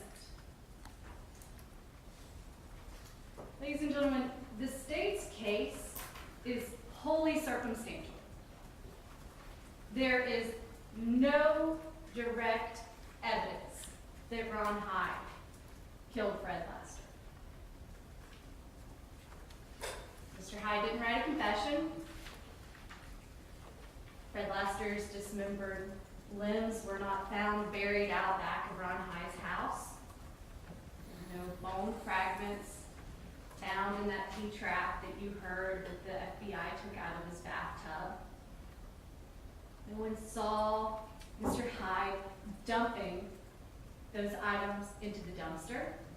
No one saw Mr. Hyde dragging a torso behind a dumpster. Mr. Hyde's DNA was not found on the knife handles. The inside of those gloves, where you would expect to see Mr. Hyde's DNA, wasn't there. The items in the dumpster weren't covered in Mr. Hyde's blood. And likewise, Fred Laster's blood and DNA wasn't all over Ron Hyde's home. Not all over the place like you would expect it to be if he had murdered and killed and dismembered Fred Laster in his home. Ladies and gentlemen, what the state is asking you to believe is that Ron Hyde was a trusted family friend to the Lasters. They claim he was like a father figure to Fred and Travis. They want you to believe that for no apparent reason, just out of the blue, he decides to kill Fred. This is after Fred calls him. Fred called Mr. Hyde and was asked to be picked up. Mr. Hyde didn't decide to kill him and then go seek him out. No, Fred called Mr. Hyde. State asks you to believe that Mr. Hyde murders Fred in his home. He goes and picks him up from his sister's house, brings him back to his house, for no reason, while they're there, just decides to murder him. Once he's dead, he decides to put his body in the bathtub. They argue on top of the said Crate Mattress. I don't know why you would do that. Perhaps you would use it to drag the body across the house. Again, bloody egg Crate Mattress drug all over the house. You would expect to see a little more DNA. The state asks you to believe that he puts Fred Laster's body in his bathtub and dismembers it with kitchen knives. Kitchen knives, ladies and gentlemen. That man, they want you to believe that Ron Hyde killed Fred Laster, who he was so close to for no reason, and dismembered his body with kitchen knives. Is that believable? Oh, and they suggest that, maybe while he's got the body in the bathtub, he goes and gets his anatomy book, opens it up, for reference, how to dismember a body. And all standard textbooks, right? They want you to believe that he accomplishes this gruesome dismemberment without getting any of his DNA on any of the evidence except for wear DNA on a shirt that he probably gave Fred and a single hair. That's it. He murders and dismembers Fred Laster in his home in Jacksonville Beach, that he leaves not a single bit of Fred Laster's DNA in that house. The FBI tore it apart, floorboard by floorboard.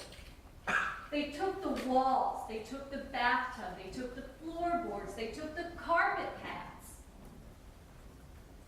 Where was Fred Laster's DNA? Where was his blood?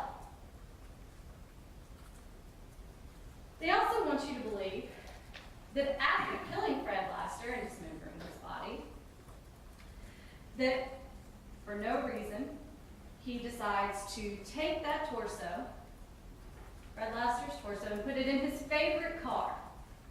You heard that he had 3 different cars at this time.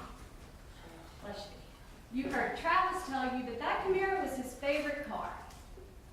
So instead of one of those other 2 cars, he decides to take a dismembered body and put it in the trunk of his favorite car. And then he decides to drive an hour and a half to Lake City. Again, no apparent reason.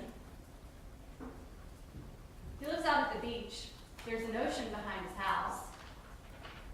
Doesn't make it look like the body washed up. That hour and a half drive to Lake City has a lot of rural areas, a lot of swampy areas. Perfectly logical that a body would be dumped out there where a gator ate it. But no. Takes and drives this torso towards Lake City, decides, 441 looks like a good place to dump a body. Torso. Stops there, pulls over at this dumpster. And then they want you to believe that 38-year-old, 6'2", Ron Hyde can't get the torso in the dumpster. It's pretty tall. I know I'm short, but, he can't get this body in the dumpster. So he just drags it around the back instead. And we don't know what happened to Fred Laster's head, his hands, and his legs. We don't know if Ron stops along the way. Does he stop on the way there? Does he stop on the way back? We just don't know what happened to those. Some totally separate place, making multiple stops along this I-10 route to dispose of the body. And then Ron Hyde turns around, goes home, and acts like nothing ever happened. Goes about his daily life. Never commits another crime. We know he didn't have a criminal history because, if you remember, in the interview, he was working at the Department of Corrections when he was arrested. They don't allow you to work there if you have a criminal record. So he dismembers this body, kills Fred Laster, dismembers the body. No other crime. That's it. Not only that, but he has the man, or the 16-year-old boy who he's killed, he then lets his brother live with him for 4 or 5 years. Who does that? That's just not believable. If Travis Laster had thought that Ron Hyde killed his brother, do you think he would have lived with him? Ladies and gentlemen, the state asks you to believe that that man, Ron Hyde, killed and dismembered Fred Laster for no reason. This boy that they allege that he's helping to raise, ladies and gentlemen, it's just not believable. It is much ado about nothing. And you heard the state tell you that Ron's version of the story is just so unbelievable. There's just no way, there's no way that Fred Laster called Ron to come get him, helped him with a garage sale, and then jumped out of his car. That is too much, ladies and gentlemen. That is unbelievable. It is far more believable that Ron Hyde killed and dismembered this boy. It's not. Ron's story makes perfect sense. What he told you is consistent with what we know about Fred Laster. We know that Fred Laster, he was having issues with family. You learned that he had had a fight with his sister's boyfriend, Joe Ott, that he had thrown Joe Ott through a window sometime before he decides that he just does not want to go home. Now, this isn't Ron's version of events. This is the family's version of events. Ron shows up at his sister's and refuses to go back to his grandmother's house. Refuses. Wants to go to Illinois. Ron didn't know that. That didn't come from him. That isn't something he made up. That's something the family told you.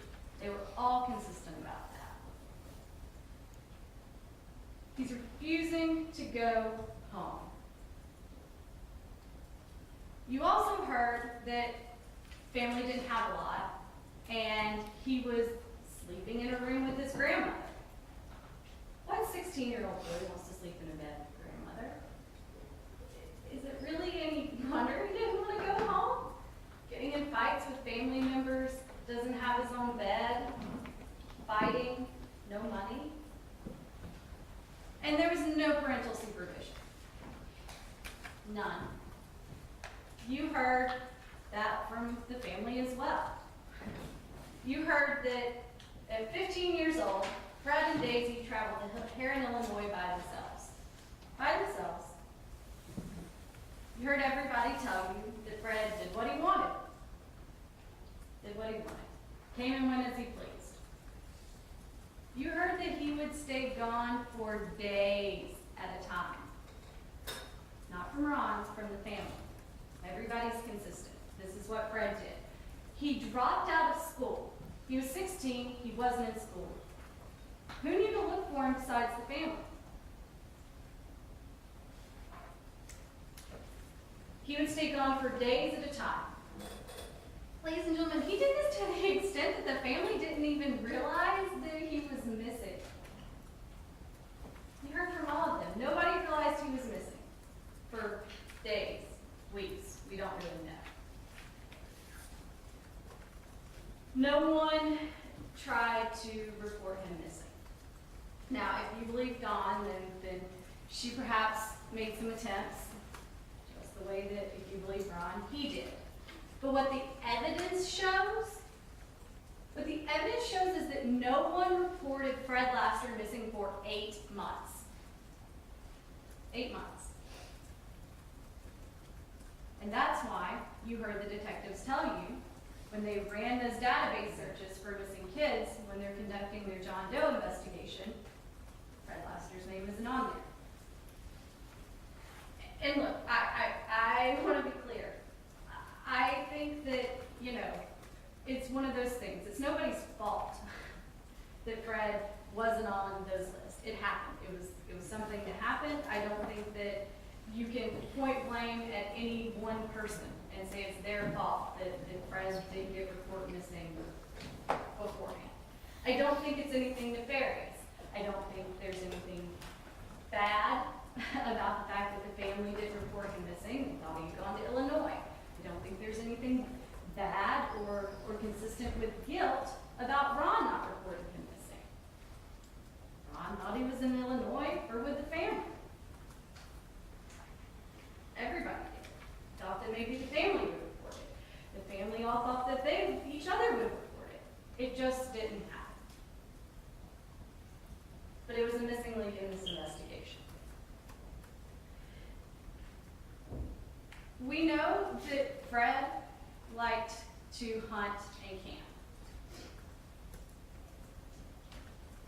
And we know that he liked to drink. You heard Travis tell you that he liked Everclear. And we know that he had joined a garage band at the beach, and we know he liked to skateboard. We know very little about Fred Laster. Just don't know that much.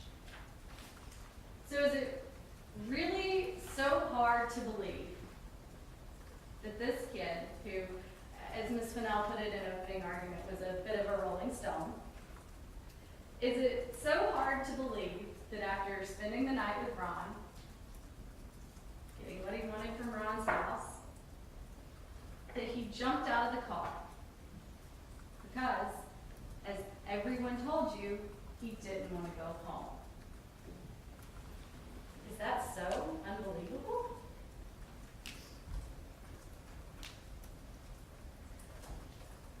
I submit that that is exactly what happened. The state keeps telling you that it's simple, and I agree. It is simple. Fred Laster jumped out of the car, and that was the last time Ron Hyde saw him. It's that simple. Again, there's been much ado about nothing.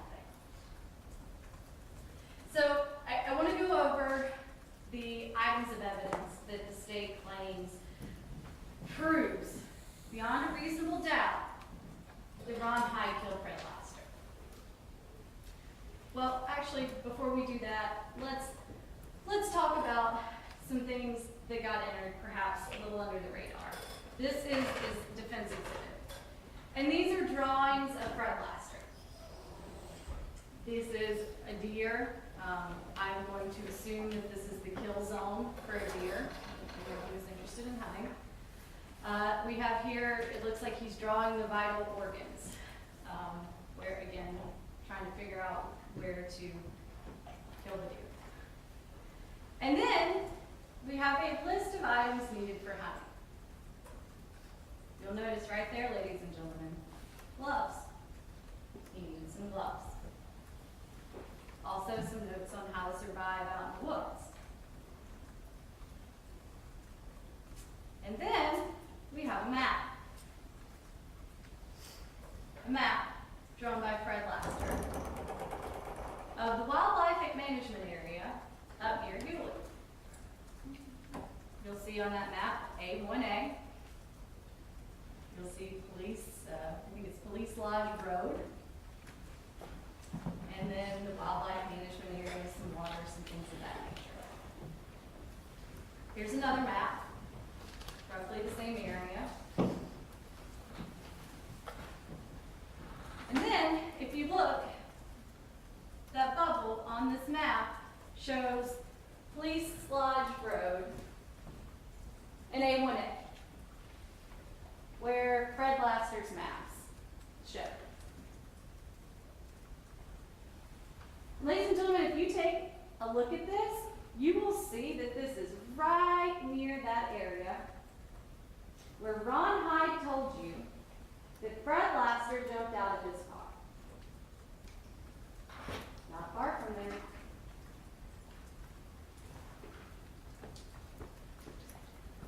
On your way to Hewlett. On the way from Jacksonville Beach to Fillmore Road, Grandma's house.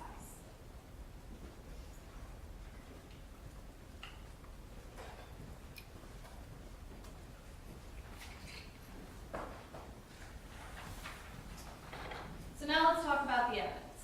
The bathtub appliques. You can see them in the trash bag right there. You can see the etchings, similar etchings on Ron Hyde's bathtub. Now, we heard from Detective Watson, you heard him tell you that these are super common. They're sold at Walmart, Kmart, Amazon.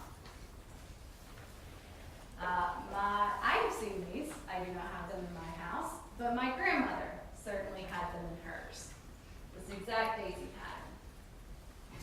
You heard Joellen Brown tell you that there were no blood on the appliques. And you heard her tell you that there was no DNA found on the appliques. Now, I think that it's obvious that the tub in Mr. Hyde's home had the same type of daisy appliques. You can tell that by looking at it. They were there at some point, but you heard Agent Paccio tell you that by the time they took that tub in 2017, the appliques were gone. All of them. Not 5 pieces, all of them. There weren't 5 etchings in the bottom of the tub that somehow, were missing, that would correspond from those pieces that allegedly came off in 1994. And you heard Mr. McVicker from the FBI, who the state claims is not that important. It's just not that important. You heard him tell you that all he could really say was that these were the same shape and size. Exactly what every one of you know by looking at it. I give you, that's not that important. But what he told you that was important is that he precisely looked at each item to see if it matched in size and shape. That each individual piece had its own contour, and it was slightly different shape. That he looked at those edges and the contours of those edges, and that he compared those to the impressions in the tub. That he took this imagery and he blew it up, and that he was able to digitally overlay them to see how similar they were. And they weren't. There's nothing that he could call a match. The state keeps saying that they matched. That these bathtub appliques found in the dumpster matched what was in Mr. Hyde's home. I guess that's true. Mr. Hyde had similar appliques. Again, I just find it to be much ado about that. So let's next talk about the knives. Mr. Hyde owned knives that were the same brand as those found in the dumpster. You know that the knives are very common.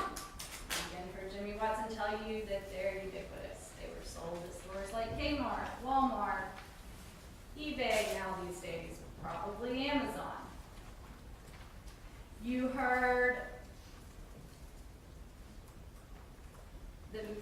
Mr. Hyde on the same brand, but nobody can tell you that these were from the same set. That's what's so important. Nobody, you've heard no testimonies even telling you that these 4 types of knives were sold in the same set. All we can say is that they're the same brand. You even heard Travis Laster tell you that Mr. Hyde had these knives when he lived with him at the beach, and he can't remember any being missing. That was in the early 2000s. You also heard Mr. Hyde tell you that he was getting rid of stuff. 93, 94, he was trying to get rid of stuff. He was obviously not a hoarder yet. Fred was helping him to get rid of things. And that whatever Fred wanted, he could take. Again, Fred likes to hunt, likes to camp in the woods. The knives might have come from Mr. Hyde's home. Makes sense to me that Fred would have said, hey, I need some knives for this hunting and camping business. Ron's got some he's not using, he's trying to get rid of. I'm going to take some. Makes perfect sense. Let's next talk about the Crate Mattress. I don't know about you guys, but I have these in my house. I have slept on them since I was a kid. I have bought many of them throughout the years. Again, they are very common and be found everywhere. Walmart, Target, Kmart, Amazon. You heard Mr. Hyde testify that he had many of these in his home, that his mother had been crying use these not to get sores. That's, you know, I think that's why a lot of people use them. And that you importantly heard Mr. Hyde tell you that Fred asked for one of these. He does remember Fred asking for one of these. Fred wanted to camp on. You know, Fred probably could not afford a nice cot or even sleeping bag. So if Mr. Hyde had egg crates lying around his house and he wants to camp, seems like a normal thing to sleep on, so you don't have to sleep on the ground if you're spending time camping, hunting in the woods. Much ado about that. Now, the gloves. These orange cleaning gloves. You can see them in the back there. You can see them laid out on that tarp plastic sheet. And notice they're not both inside out. Not both inside out. One is sort of inside out and the other is not. The gloves are something that the state has not really commented that much on. Wasn't much made about them. And ladies and gentlemen, that's because if Ron Hyde had worn these gloves to dismember Fred Blaster, you would expect to see his DNA inside the gloves. Probably also be pretty cut up, but at a minimum, his DNA would be inside those gloves. Guess what's not there? Mr. Hyde's DNA is not inside those gloves. The defense entered that orchid cell mark report, and we'll have it with you back out in the jury room, as well as that stipulation. Everybody agrees the only DNA inside those gloves, not on the outside where the blood was, on the inside was Fred Laster's. And again, I would refer you back to that list that Fred needed, or the list of that Fred made of things that he needed. Gloves. These were his gloves. Much ado about that. Let's talk about the shirt. State is asserting that it is somehow completely unbelievable that Mr. Hyde wore a large shirt to do yard work, one that he found around the house that he inherited from his dad. I don't find that so hard to believe. There was a shirt, not the type of shirt he would normally wear, yard work. Probably his dad's shirt, he said. Looked like something his dad would wear. Mr. Hyde told you that he gave clothing to Fred. Again, anything Fred wanted, he could pretty much have, it seems like.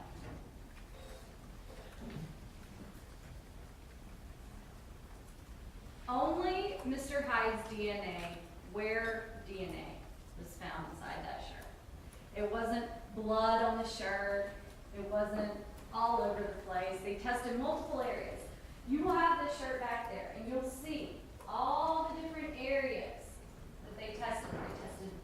They tested, multiple different areas, inside and outside of this shirt. Where they ultimately found that DNA, right on the underarm. Joel and Brown was very reluctant to answer my questions. Same questions sometimes that she had already answered for the state. But she did tell you that where DNA sticks around for a long time.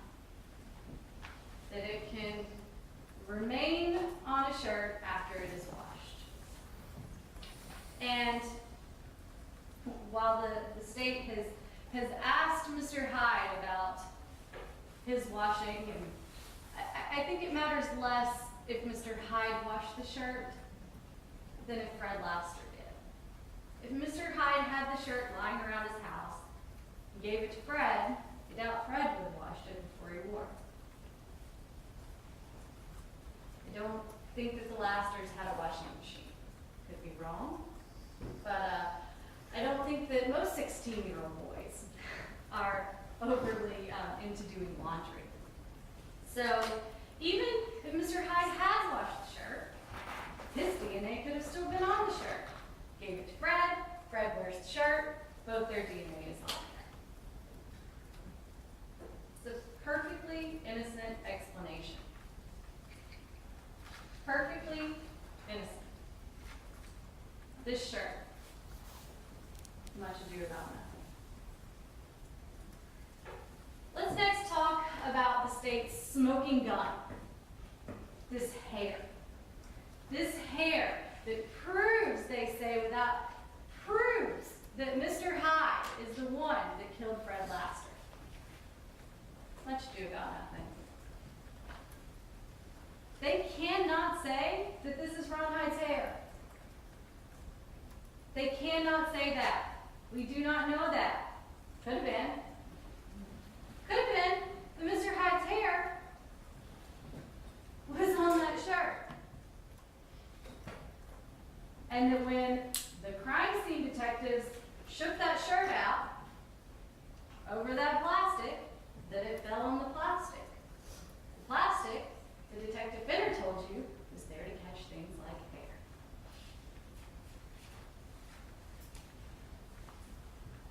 Also, hair could have been on the egg crate mattress. Mitochondrial DNA is maternal. Those egg crate mattresses had been used by Mr. Hyde's mother. We can't say it's not her hair. If Ron gave Fred an egg crate mattress that his mother had used, and there was a hair on it, then her mitochondrial DNA, Mr. Hyde's mitochondrial DNA, would have been on that egg crate mattress.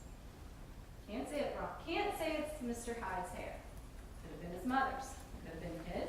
Could have been on that shirt. Could have been on the egg crate mattress.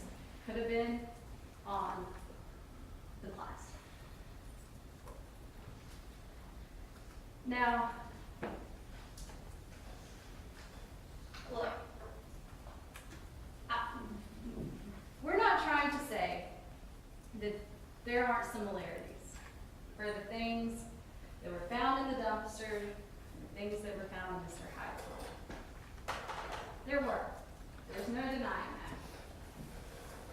that. But there's innocent explanations for each and every piece of evidence. There is. It's not consistent with guilt. It's consistent with innocence.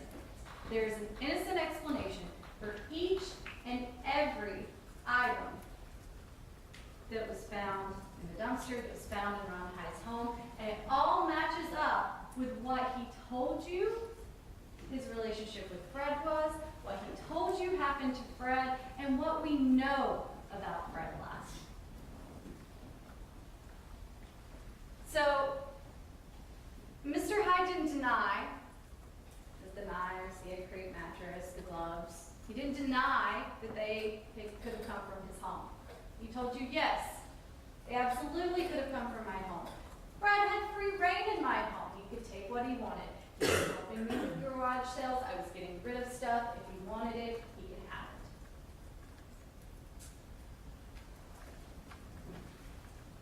Mr. Hyde had similar items. Can't say he had the exact items. We can only say that they're similar. Mr. Hyde even admitted to you that he gave Fred that egg crate mattress. Now,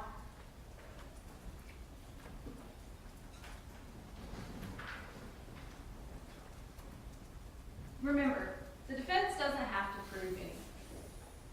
But I think that, again, based on what we know of Fred, and the fact that he liked to hunt and draw, or hunt and camp, and that he was out in the woods, he jumped out of the car, out of Ron's car, in the area where we know that he hunted and camped.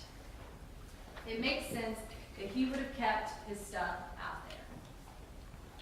I think it's entirely possible, entirely reasonable to believe that he jumped out of the car there because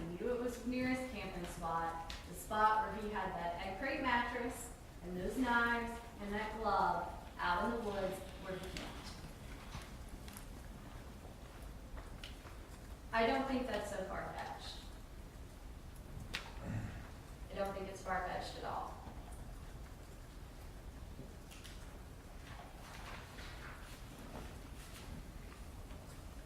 I next want to talk about this Camaro. Much ado has been made about the Camaro. And I want you to remember that the state told you in opening that this Camaro would make the hair on the back of your neck stand up. They told you in opening that Ron's Camaro perfectly matched the description that William Gilbert gave the police. That's what they told you. Now, I don't know about, I don't know.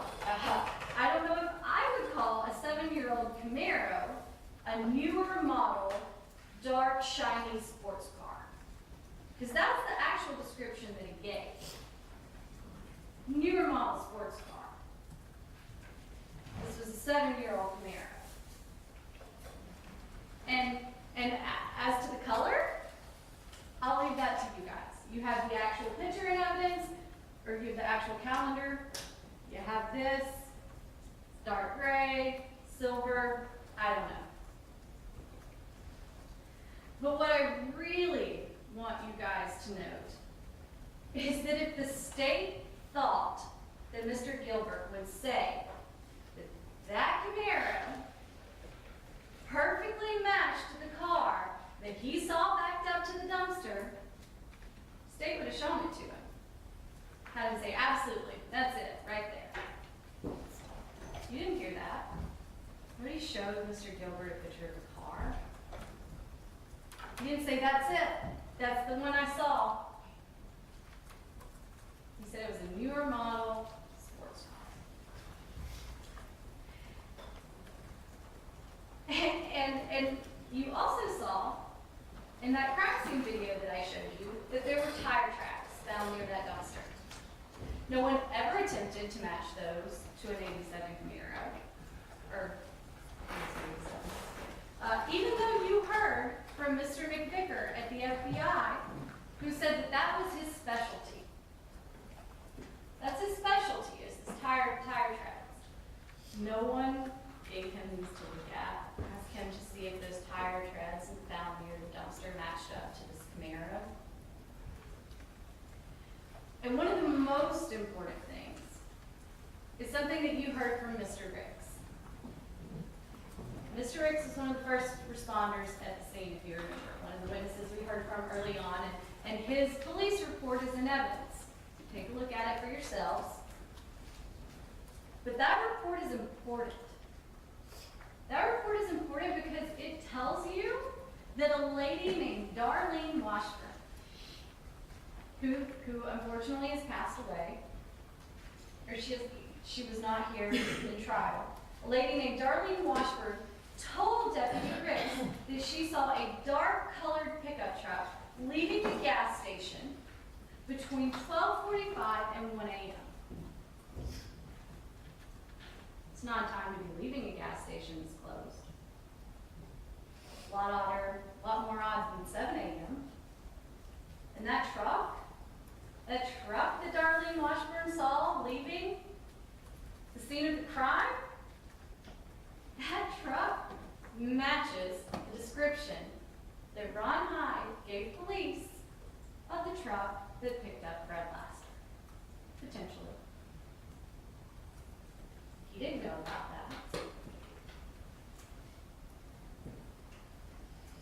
This Camaro, much ado about nothing.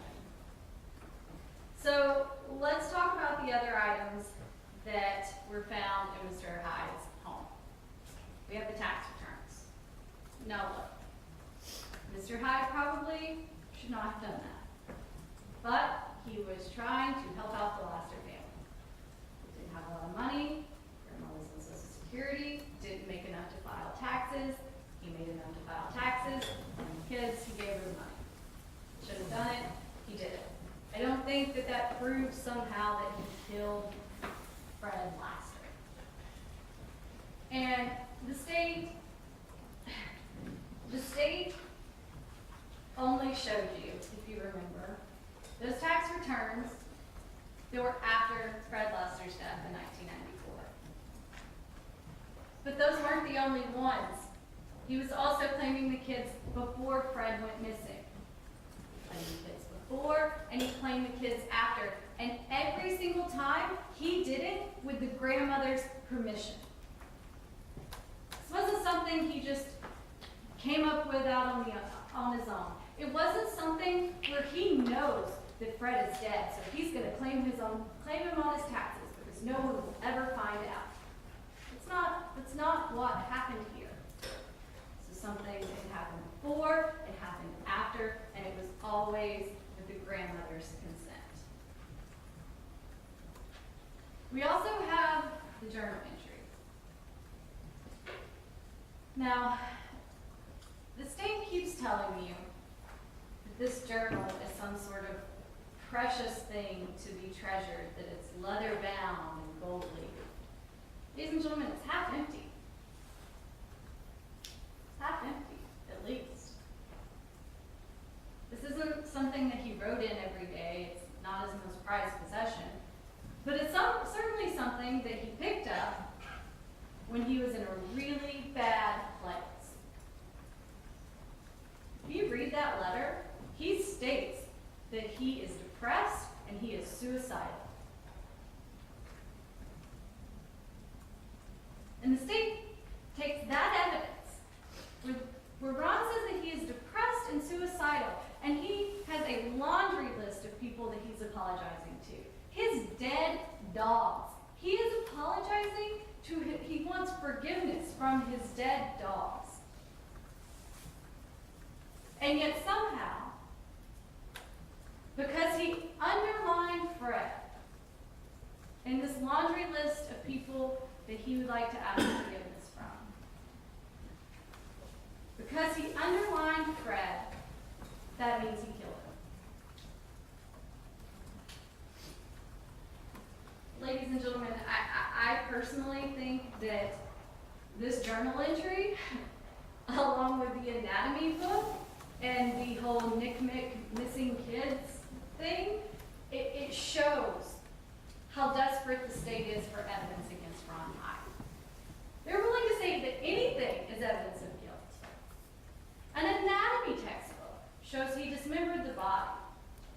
A journal entry where he underlines Fred's name when he's depressed and suicidal, that proves that he killed him. And then the state told you in their closing that he was probably depressed and probably a hoarder because he killed Fred Laster. Ladies and gentlemen, if you know anything about depression, you know that's not how it works. You don't just become a hoarder one day. And also, I would like to note that when Travis lived with him in the early 2000s, he was very clear that he was not yet a hoarder. It's not like Ron Hyde killed Fred Laster and just went to pieces. That's not what happened. He was fine in 2000, in the early 2000s, when Travis lived with him. This wasn't something that just happened the next day.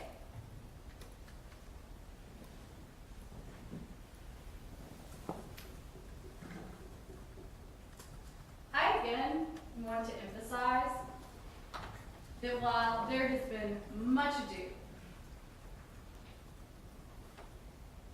with the state trying to prove that Ron Hyde killed Travis Laster, and that much ado has been about nothing because Ron Hyde is innocent, I want to be clear that the death of a 16-year-old boy is not nothing. It's horrifying. When you add in the dismemberment, it's unthinkable. It's unthinkable that someone could do this. And the state's right. We all know Fred's dead. And we don't know how he died. Nobody can tell you how he died, and we're never going to know. What we do know is that there was no blood left in that torso. They either drained it out died in a way that resulted in massive blood loss. It wasn't all over Ron's house. We saw the journal entries. He was out and about doing things. No matter when this happened, it would have been a bloody crime scene. And there's just no evidence that that bloody crime scene is Ron Hyde's home. The FBI took that house apart looking for that evidence, and they just didn't find it.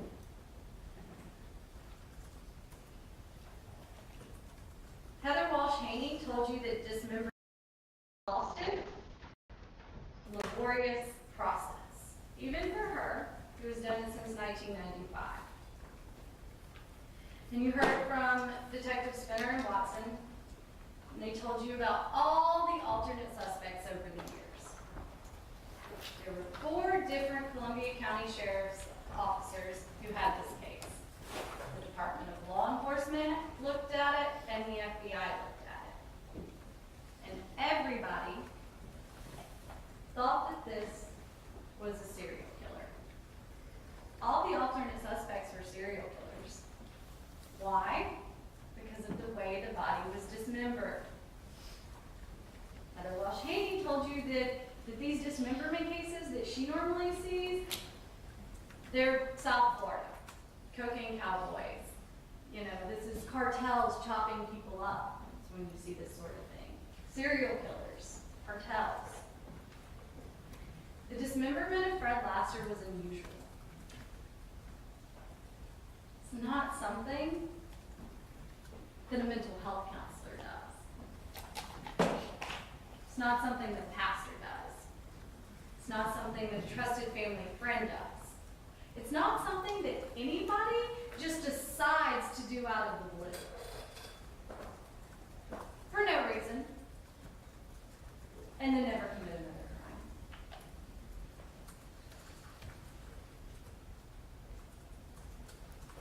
There's been much ado in this case to try to convince you that Ron Hyde killed Fred Laster and dismembered him for no reason. But there's just nothing there. Nothing. There is nothing proving that Ron Hyde killed Fred Laster. There's a bunch of circumstantial evidence that has perfectly innocent explanation. There is nothing that rises to the state's burden of proof beyond a reasonable doubt. The judge is going to give you the jury instructions soon, and you're going to read and be told exactly what reasonable doubt is. But ladies and gentlemen, I submit that in this case there is every reason to doubt.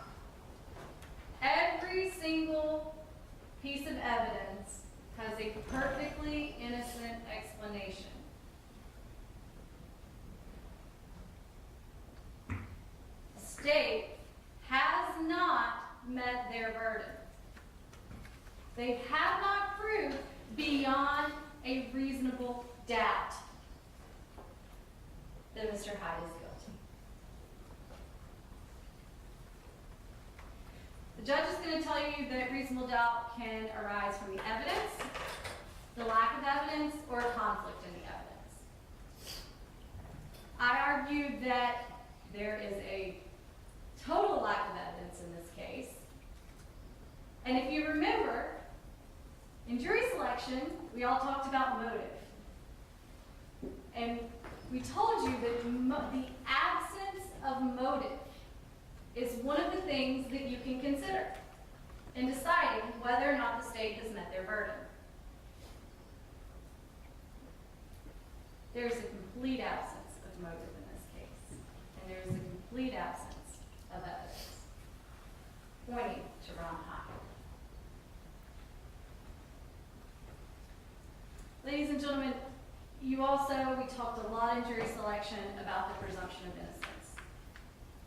And I ask that when you go back into your jury room to deliberate, that you do so from that perspective, that Mr. Hyde is innocent, and that you evaluate this case on whether or not the state has convinced you otherwise.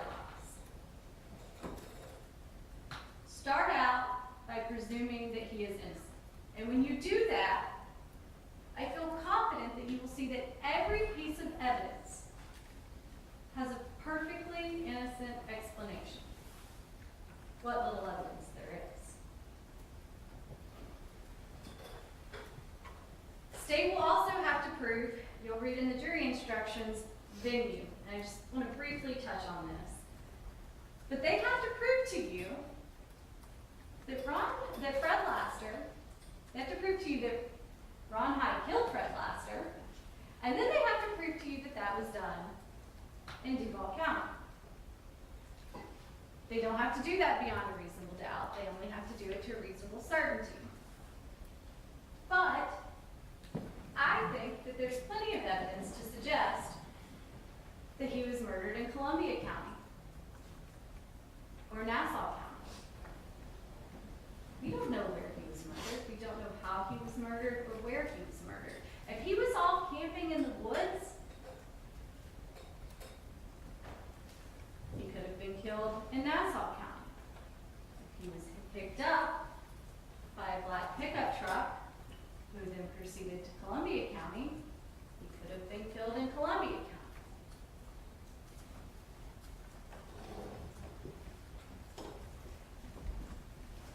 Now look, there has been much ado about nothing in this case. There's nothing proving that Mr. Hyde killed Fred Laster. Ronnie Hyde may be a lot of things. Maybe be depressed, he may be a hoarder, be a little odd. That doesn't mean he's a killer.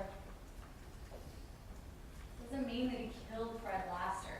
Doesn't mean that he killed this boy who he was trying to help. You heard nothing about any problems between the two of them. Fred was the one who called Ron. When Fred didn't want to go back to Grandma's house, he called Ron.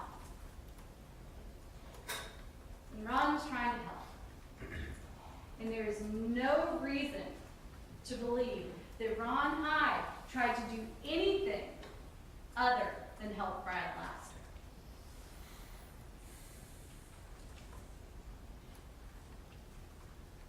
Ron Hyde is not the type of person who kills and dismembers a family friend for no reason. Certainly not with kitchen knives. Ladies and gentlemen, the state's going to have an opportunity to stand up here and pick my argument apart because they have the burden of proof, they have the last word.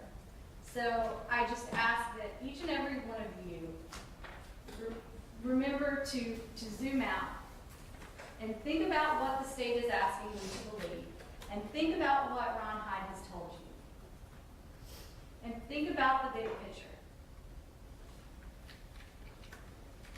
When you get back there, let the words "much ado about nothing" ring in your ears.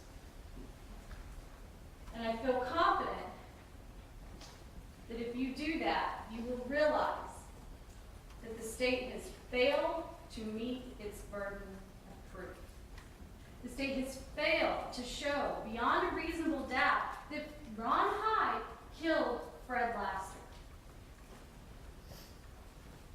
There's been much ado about nothing.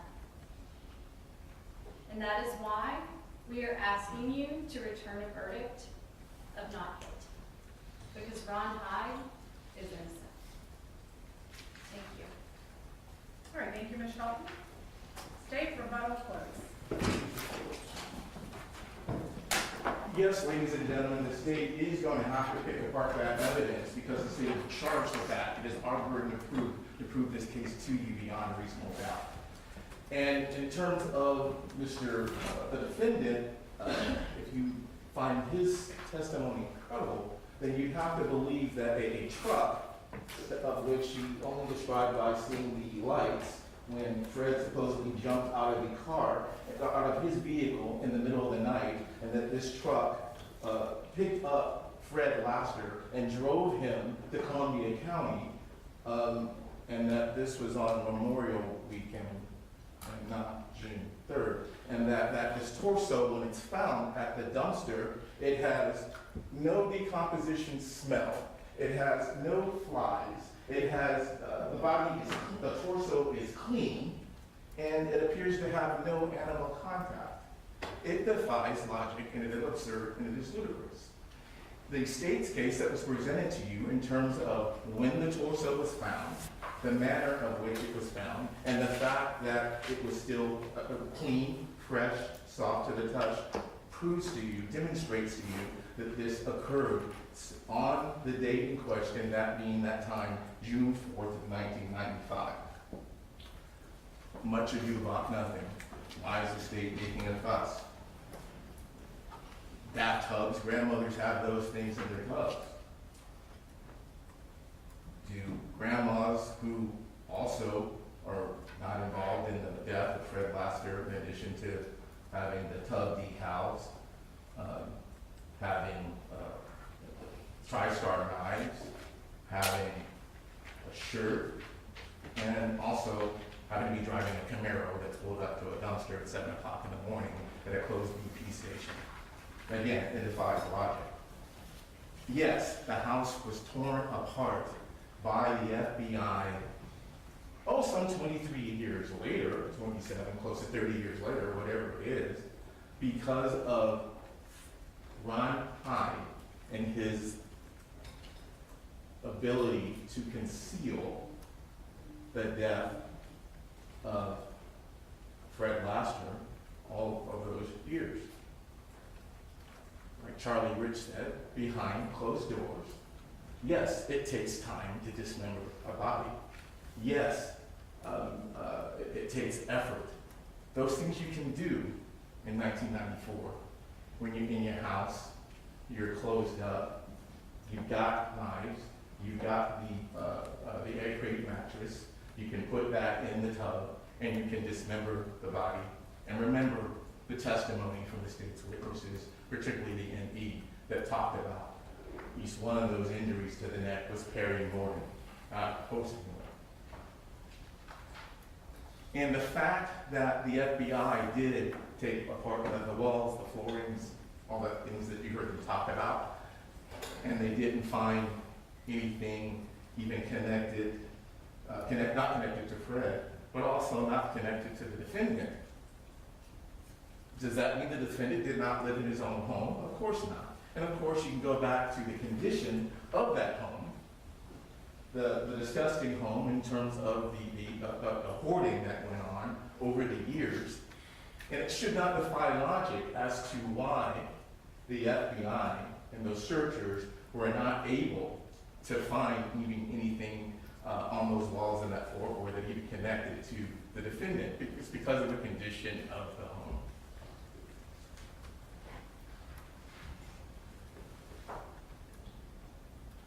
And again,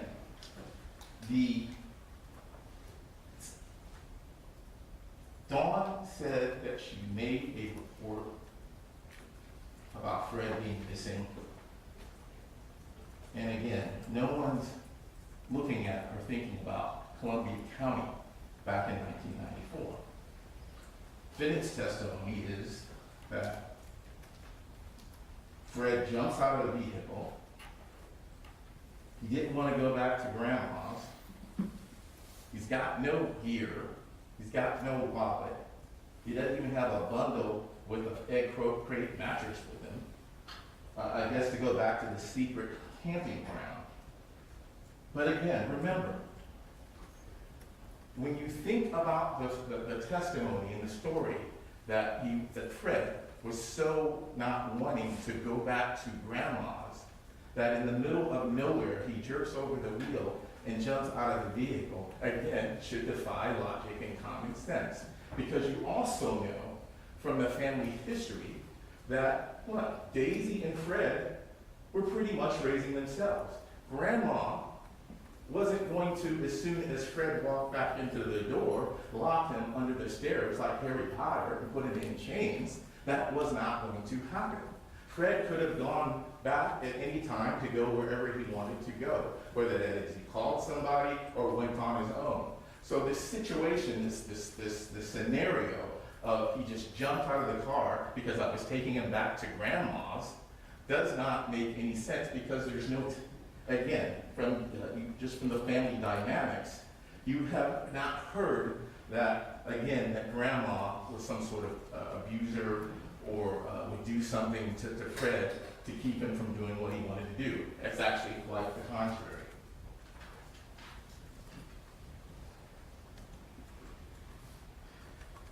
Looking at the hair on the glove, again, it's mitochondrial DNA.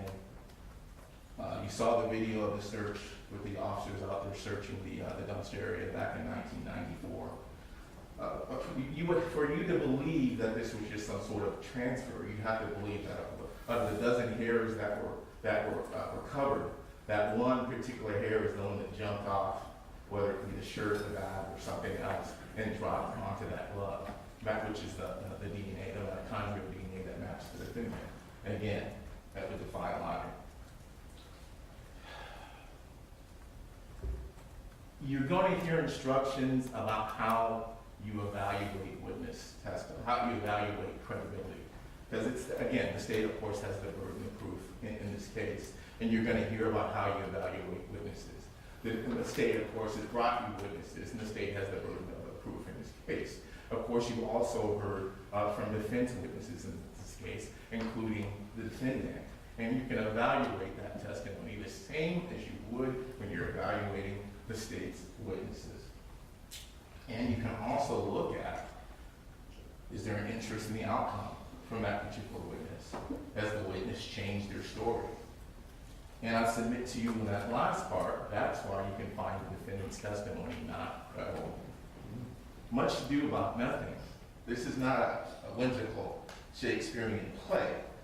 This is a horror show of what we have here, which started with the discovery of Fred Laster's torso behind that dumpster back on June 4th, 1995. Mr. Mizrahi, he told you when we were first selecting this jury that this is a homicide that's been solved by love and technology. You were not there when Fred Laster met his fate, but the love and persistence of the Laster family and the advances in DNA technology, all this evidence that you have here before you, even nearly 30 years later, has led us here today to where you, as jurors, now have all the evidence before you, all the proof before you, to connect the long unconnected dots to find this defendant guilty. You will not hear the judge tell you that you must find the defendant not guilty because there is no eyewitness. You will not hear the judge tell you that you must find the defendant not guilty because the state did not present testimony as to why this horrific crime happened. You will not hear the judge tell you that you must find the defendant not guilty because the state was able to present testimony as to what happened to the body parts, the additional remains. You will not tell you that you'll not hear the judge tell you that you should find the defendant not guilty because the defendant has no criminal history. I would submit to you that in this case, he started big. You can rely on the state's witnesses. When you consider this evidence, you consider the credibility of those witnesses. Now, looking at the defendant's testimony. Now, from the defendant's testimony, it must have you believe that his last contact with Fred Laster was Memorial Weekend rather than the June 4th time period. Because he knows that Daisy has testified that it was actually in June after Memorial Day, that June 3rd time period. That's when she said she last heard from Fred. Dawn and Daisy definitely know it was June 3rd after Memorial Day. And unlike the defendant, they haven't changed their story. The defendant, again, just like when he was talking to the FBI and the detectives who we saw the interview, in terms of, oh, I said, you know, Highway 17, but I meant A1A, or oh, I meant A1A, but I said Highway 17, and just like with the tax forms. Now, we're not in federal court talking about tax fraud, but it shows you the defendant does things when it suits him. We're not talking about a charitable deduction.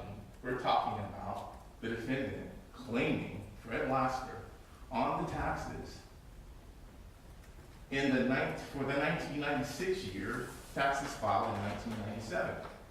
Again, if that's the standard, there's going to be tons of people in the United States going to be claiming some Ukrainian children on their taxes this year. And that's not the way it works.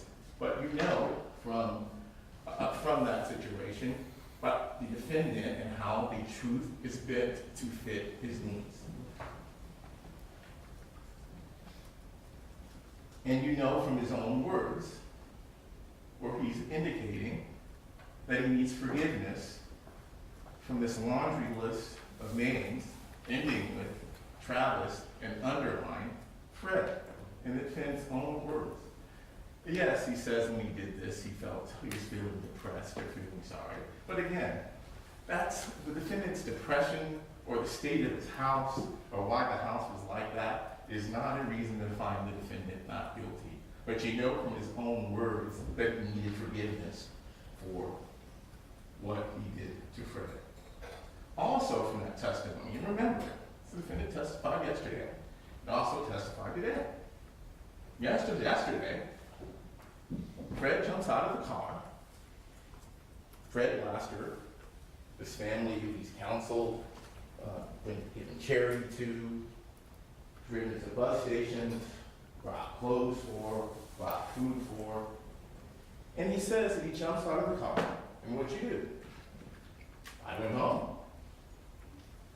Today, and he testified, no, I made a police report. Again, rely on your own memories. Listen to that testimony. Again, the story changed. And that's something that you can use when you're going back to determine whether or not his testimony is credible. And I submit to you that it is not. Oh yeah, I also told Travis the next morning, as soon as I got home. So then I guess you have to believe that Travis must have been, oh yeah, my bad. Daisy, Don, I forgot to tell you that Ron told me back in Memorial Day, Memorial Weekend, that Fred jumped out of the car and probably off someone came. But that's not the testimony. For Travis's testimony is that he didn't get like a story from the defendant until years later. So when Dawn and Daisy are saying, and again, you have to understanding their situations, but they did the best they could in terms of making a report. And they said they went to Jacksonville, the police department, tried to make a report. And, 16-year-old boy, they don't have any details. Clearly not getting the real story from the defendant.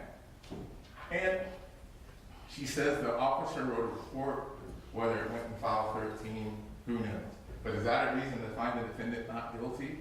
You know that ultimately that the torso was discovered and there were links, and all of these links came back to the defendant. You know that this case began and ended with dedicated law enforcement officers recovering evidence by searching through mass quantities of trash, whether that be at the dumpster or whether that be at the residence of the defendant. In 1994, local law enforcement recovered wet, bloody items from the BP dumpster where the gray, dark-colored, blue, whatever the description of the Camaro was seen, not at the gas pumps, not pulled over to the side trying to beat him out. At the dumpster, trunk open, door open, didn't see anybody, but it's pulled out right there. And You got Mr. Gilbert, who testified that he just happens to be driving by 7 o'clock in the morning into the Chevron. He sees the red Jeep at the BP. He sees the sporty car, as he called it. And remember, on redirect, Mr. Gilbert, are you trying to tell the jury that you're some expert in cars? Do you know for a fact that this was a 1994 Camaro or a 93 Camaro? Because Beachport says newer. No. I meant not junky. I meant in good condition. Man has had the ability to tell a 93 from a 94 to an 87. He just that, and that was his testimony. And also remember, does not have a dog in the show. His last answer, his last response, I don't know the lasters. When I see something, I say something. Wife told me about the body, I've heard about it on the news or whatever. I made the call 27, 30 years later or whatever it is. When the detectives were following up on the case, Mr. Gilbert's still with us. He hadn't passed away like some of the other witnesses. And then he testified as to what he recalled. I'll submit to you, and you just have to think about it using your common sense. Mr. Gilbert's coming down the road. Again, he doesn't know whether or not the Camaro got there first at the dumpster, or the Jeep got there first at the Chevron station, or they both got there at the same time. Whether the defendant was startled by the Jeep or startled by Mr. Gilbert, we know, based on the physical evidence that was found a couple hours later, because that station opened at 8 o'clock, that you see a smear mark on the dumpster, you see a trail of body tissue smear around the back of the, leading it down the back of the dumpster where the torso ultimately lay. There was also another truck that was seen at 1 o'clock in the morning, and this described as an old truck, not connected to the dumpster, 1 o'clock in the morning, clearly hours before the torso was discovered, going on 10 a.m. But again, you know from that testimony that no animal contact, no smell of decomposition, not swarmed with massive amounts of flies and whatnot, which that tells you that it was a pretty fresh disposal of that torso, of those human remains.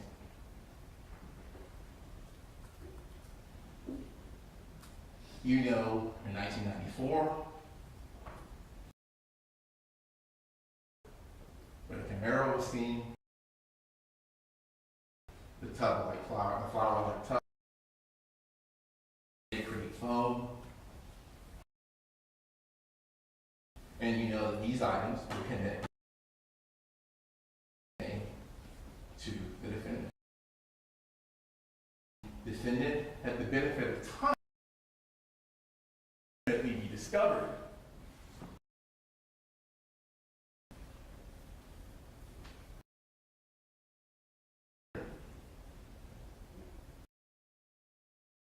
The great Camaro, they were covered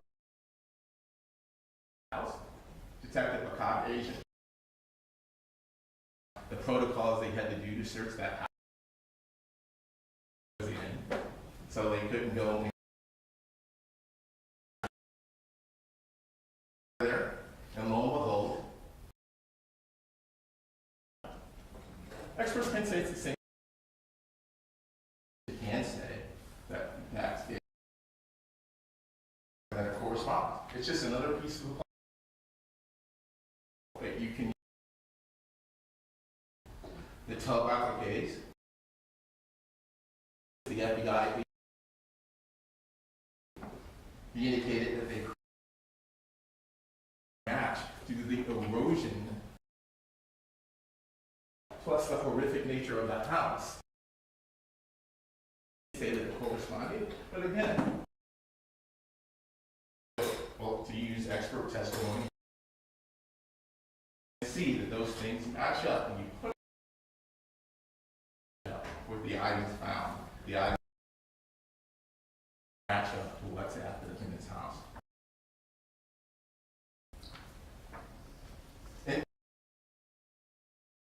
And each of they add up and they're stacked, and you look at them at the crime scene. A stole my analogy in terms of you don't need a weatherman to know which way. But following up on that, weathermen sometimes tell you what the wind blows. Here is a hurricane guilt in the form of that Camaro,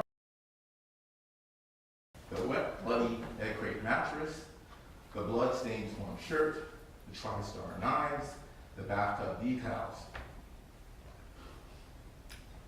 Drenching and soaking this defendant, Ronnie Hyde, nearly 30 years after the torso of Fred Laster was discovered and left to rot behind that dumpster, but not so long enough to shield him from your verdict. We're not here because the Laster family's poor. We're not here because Fred Laster dropped out of high school. We're not here because they needed charity. We're here because of this defendant's heinous crime. The defendant presents with this veneer of faith and charity, ingratiated himself into Fred's life, but it's a veneer that washes away, just like the downpour of evidence, when you look at this evidence that's presented to you by the state. Just like Fred's torso was cleaned and left out there and hopefully never to be discovered. Gets in the dumpster, left for good, we're driving by. Truck comes, takes it to the dump, whether that's in Columbia County or somewhere else. And there's no connection. Remember what law enforcement says. The first thing trying to solve a murder is that the victim to be able to make some sort of connection. Last person contacted, who last person in contact with them, who the family members were, any beefs out there.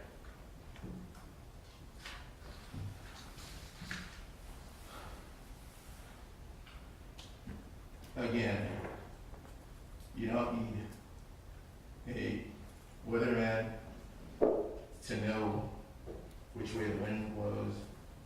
The defendant's own words in this case, where he tells you he needs forgiveness, and lists that list of names, ending with Travis, underlining Fred. The defendant's testimony that he called the police right after Fred jumped out of the car. It's wise logic. There was no call. There was no contacting the Laster family. There was no vigil. Fred, please come home. There was no search party in the woods out there where he said, because the call wasn't made. Bob Dylan might have had the most famous quote, but there's another quote of, you don't need a Rolex to know what time it is, from someone a little more contemporary called Timberland. And it is now. Is that noon? And it's the close of all the evidence. And it's time for you to find this defendant guilty. Presumption of innocence has been stripped off, just like that jacket he's wearing. The presumption of innocence is no more. The state has presented its case. Each of the elements of this crime have been proven beyond a reasonable doubt. And based on that, without sympathy, bias, or anything else, you can find this defendant guilty and hang your collective hats at home tonight and know that you did the right thing based on this evidence. Thank you very much. All right, thank you, Mr. Martin. All right, before I get into jury instructions, if there's anyone who wishes to leave the courtroom, you may do so now, because we will be locking the doors, so we can do the instructions without interruption.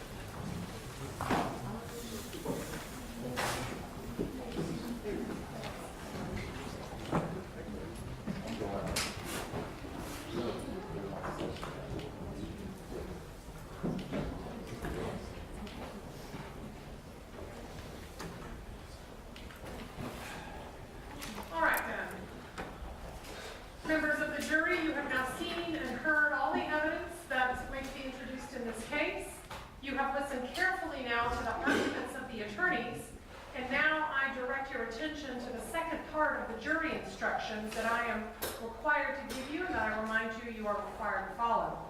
For your convenience, the jury instructions will appear on the monitors before you so that you can easily follow along as I read them to you. In addition, I will send in one hard copy of these instructions to the jury room for your use during deliberations. And just for your information as to scheduling, I'm going to read the instructions, then we're going to have you retire to the jury room. We have ordered lunch for you, so it will be a working lunch, as opposed to us taking a 1-hour lunch recess and then bringing you back here to begin your deliberations. So if you will please turn your attention to the monitors. Members of the jury, I thank you for your attention during this trial. Please pay attention to the instructions I'm about.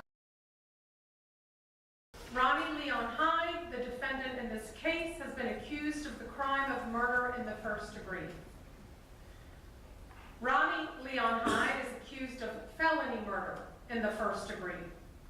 Felony murder in the first degree includes the lesser crimes of second-degree murder and manslaughter, all of which are unlawful. However, a killing that was excusable or that was committed by the justifiable use of deadly force is lawful. If you find Fred Laster was killed by Ronnie Leon Hyde, you will then consider the circumstances surrounding the killing in deciding if the killing was felony murder in the first degree, second-degree murder, or was manslaughter, or whether the killing was excusable or resulted from justifiable use of deadly force. Justifiable homicide.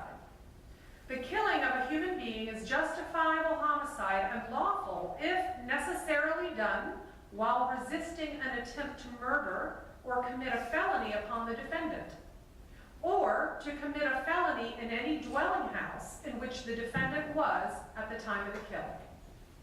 Excusable homicide. The killing of a human being is excusable and therefore lawful under any one of the following 3 circumstances. Number 1, when the killing is committed by accident and misfortune in doing any lawful act by lawful means with usual ordinary caution and without any unlawful intent, or number 2, when the killing occurs by accident and misfortune in the heat of passion, upon any sudden and sufficient provocation. Or number 3, when the killing is committed by accident and misfortune resulting from a sudden combat, if a dangerous weapon is not used and the killing is not done in a cruel or unusual manner. A dangerous weapon is any object that will likely cause death or great bodily harm if used in the ordinary and usual manner contemplated by its design and construction.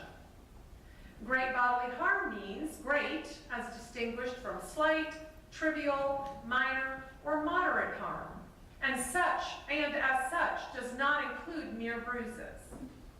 I now instruct you on the circumstances that must be proved before Ronnie Leon Hyde may be found guilty of felony murder in the first degree or any lesser included crimes. Felony murder first degree. To prove the crime of first degree felony murder, the state must prove the following 3 elements beyond a reasonable doubt. Number 1, Fred Laster is dead. Number 2, while engaged in the commission of or attempt to commit an aggravated child abuse, Ronnie Leon Hyde caused the death of Fred Laster. And number 3, Ronnie Leon Hyde was the person who actually killed Fred Laster. In order to convict the defendant of first-degree felony murder, it is not necessary for the state to prove that the defendant had a premeditated design or intent to kill. Aggravated child abuse is defined as, number 1, Ronnie Leon Hyde committed a battery against Fred Laster by intentionally touching or striking Fred Laster against his will or by causing bodily harm to Fred Laster. Number 2, Ronnie Leon Hyde, in committing the battery, intentionally or knowingly caused great bodily harm, permanent disability, or permanent disfigurement to Fred Laster, or used a deadly weapon. And number 3, Fred Laster was under the age of 18. A weapon is a deadly weapon if it is used or used in a way likely to produce death or great bodily harm. In considering the evidence, you should consider the possibility that although the evidence may not convince you that the defendant committed the main crime of which he is accused, there may be evidence that he committed other acts that would constitute a lesser included crime. Therefore, if you decide that the main accusation has not been proven beyond a reasonable doubt, you will next need to decide if the defendant is guilty of any lesser included crimes. The lesser crimes indicated in the definition of first-degree felony murder are second-degree murder or manslaughter. Second-degree murder. To prove the lesser crime of second-degree murder, the state must prove the following three elements beyond a reasonable doubt. Number one, Fred Laster is dead. Number two, the death was caused by the criminal act of Ronnie Hyde. And number three, there was unlawful killing of Fred Laster by an act imminently dangerous to another and demonstrating a depraved mind without regard for human life. An act includes a series of related actions arising from and performed pursuant to a single design or purpose. An act is imminently dangerous to another and demonstrating a depraved mind if it is an act or a series of acts that, number one, a person of ordinary judgment would know is reasonably certain to kill or do serious bodily injury to another, and, number two, is done from ill will, hatred, spite, or an evil intent, and number three, is of such a nature that the act itself indicates an indifference to human life. In order to convict of second-degree murder, it is not necessary for the state to prove the defendant had an intent to cause death. Manslaughter. To prove the crime of manslaughter, the state must prove the following two elements beyond a reasonable doubt. Number one, Fred Laster is dead. Number two, Ronnie Hyde intentionally committed an act or acts that caused the death of Fred Laster. Every person has a duty to act reasonably toward others. If there is a violation of that duty without any conscious intention to harm, that violation is negligence. The defendant cannot be guilty of manslaughter by committing a merely negligent act, or if the killing was either justifiable or excusable homicide, as I have previously instructed you. In order to convict of manslaughter by act, it is not necessary for the state to prove that the defendant had an intent to cause death. Only an intent to commit an act that was not merely negligent, justified, or excusable, and which caused death. The state must prove the crime was committed on or between June 1, 1994 and June 5, 1994. It must be proved only to a reasonable certainty that the alleged crime was committed in Duval County. The defendant has entered a plea of not guilty. This means you must presume or believe the defendant is innocent. The presumption stays with the defendant as to each material allegation in the indictment through each stage of the trial unless it has been overcome by the evidence to the exclusion of and beyond a reasonable doubt. To overcome the defendant's presumption of innocence, the state has the burden of proving the crime with which the defendant is charged was committed, and the defendant is the person who committed the crime. The defendant is not required to present evidence or prove anything. Whenever the words reasonable doubt are used, you must consider the following. A reasonable doubt is not a mere possible doubt, a speculative, imaginary, or forced doubt. Such a doubt does not influence you to return a verdict of not guilty if you have an abiding conviction of guilt. On the other hand, if after carefully considering, comparing, and weighing all the evidence, there is not an abiding conviction of guilt, or if having a conviction, it is one which is not stable but one which wavers and vacillates, then the charge is not proved beyond every reasonable doubt, and you must find the defendant not guilty because the doubt is reasonable. It is to the evidence introduced in this trial and to it alone that you are to look for that proof. A reasonable doubt as to the guilt of the defendant may arise from the evidence, conflict in the evidence, or the lack of evidence. If you have a reasonable doubt, you should find the defendant not guilty. If you have no reasonable doubt, you should find the defendant guilty. It is up to you to decide what evidence is reliable. You should use your common sense in deciding which is the best evidence and which evidence should not be relied upon in considering your verdict. You may find some of the evidence not reliable or less reliable than other evidence. You should consider how the witnesses acted as well as what they said. And some things you should consider are, number one, did the witness seem to have an opportunity to see and know the things about which the witness testified? Number two, did the witness seem to have an accurate memory? Number three, was the witness honest and straightforward in answering the attorney's questions? Number four, did the witness have some interest in how the case should be decided?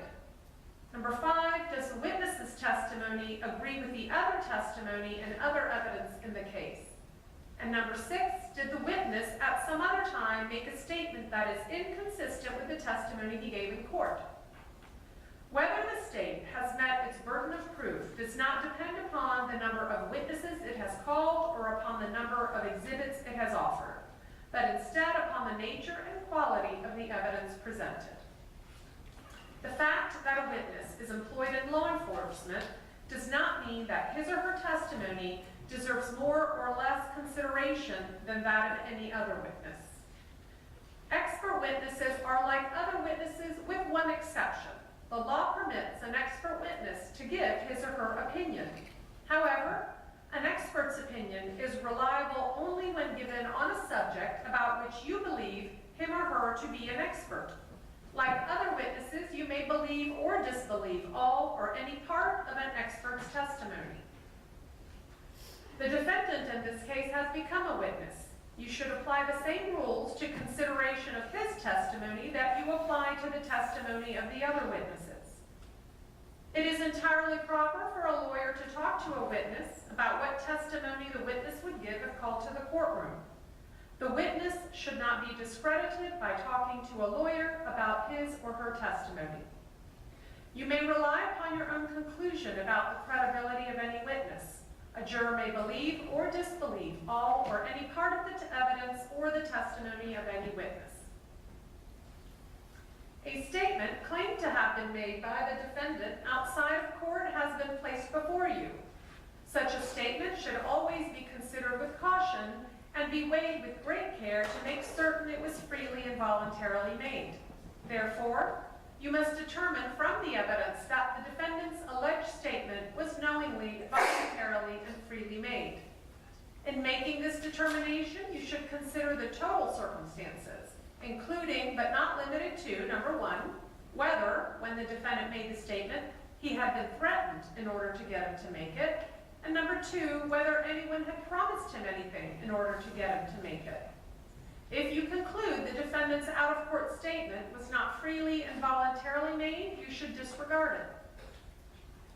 There are some general rules that apply to your discussion.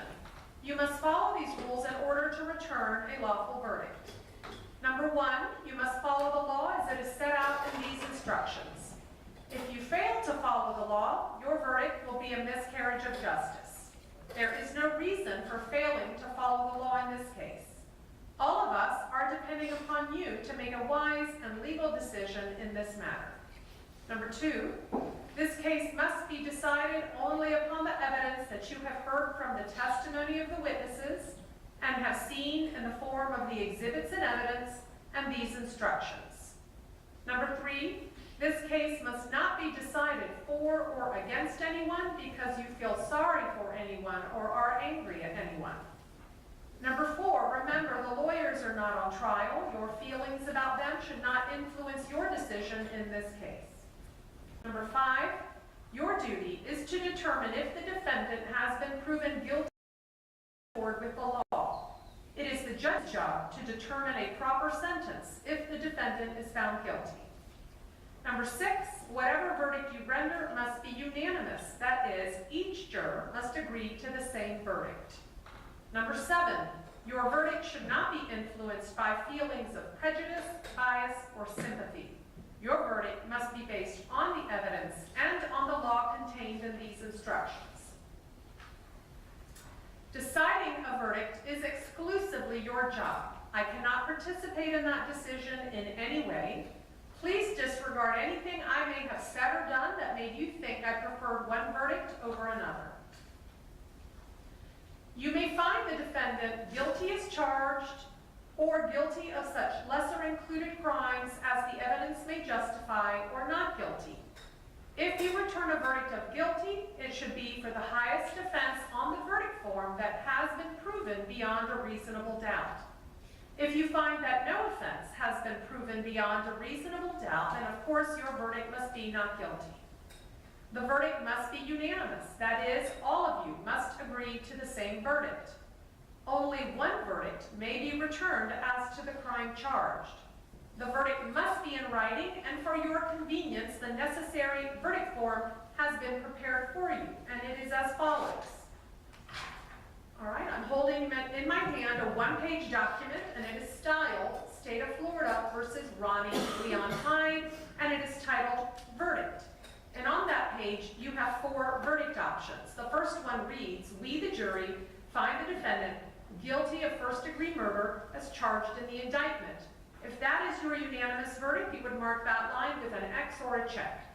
The second verdict option reads, we, the jury, find the defendant guilty of second-degree murder, a lesser included offense.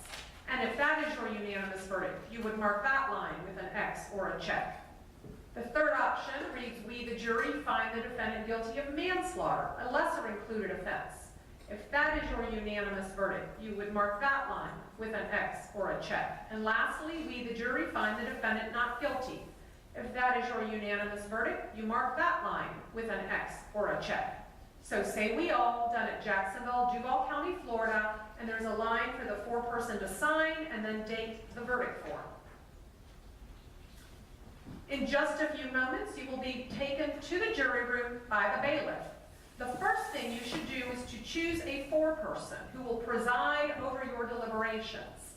The foreperson should see to it that the discussions are carried on in an organized way and that everyone has a fair chance to be heard.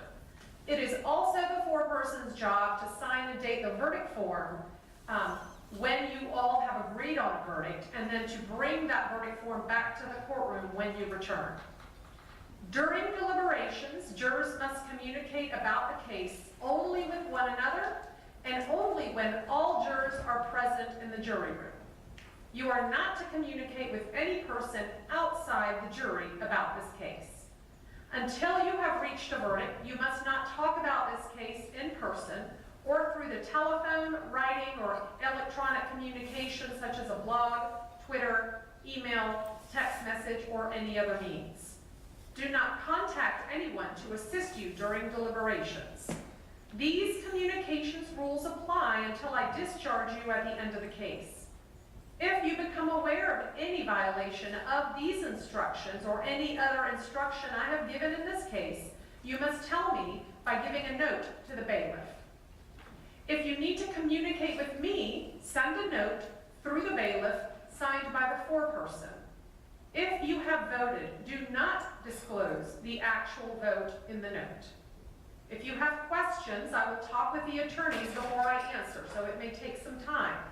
You may continue your deliberations while you wait for my answer. I will answer any questions, if I can, either in writing or orally here in open court. Now, during the trial, items were received into evidence as exhibits, and you may examine whatever exhibits you think will help you in your deliberations. These exhibits will be sent into the jury room with you when you begin to deliberate. In closing, let me remind you that it is important that you follow the law spelled out in these instructions in deciding your verdict. There are no other laws that apply to this case. Even if you do not like the laws that must be applied, you must use them. For 2 centuries, we have lived by the Constitution and the law. No juror has the right to violate the rules we all share. So, ladies and gentlemen, that will conclude my instructions in this case. As mentioned, we will send in all of the exhibits, one hard copy of these instructions, and the verdict form with you back into the jury room.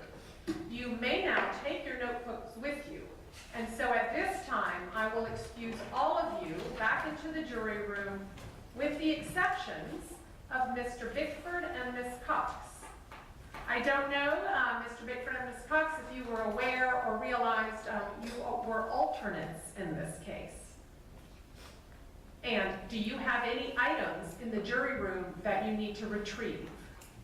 All right, if I could ask everyone to remain seated, and if the two of you could go retrieve those items and then come back out here as I will have some additional instructions for you.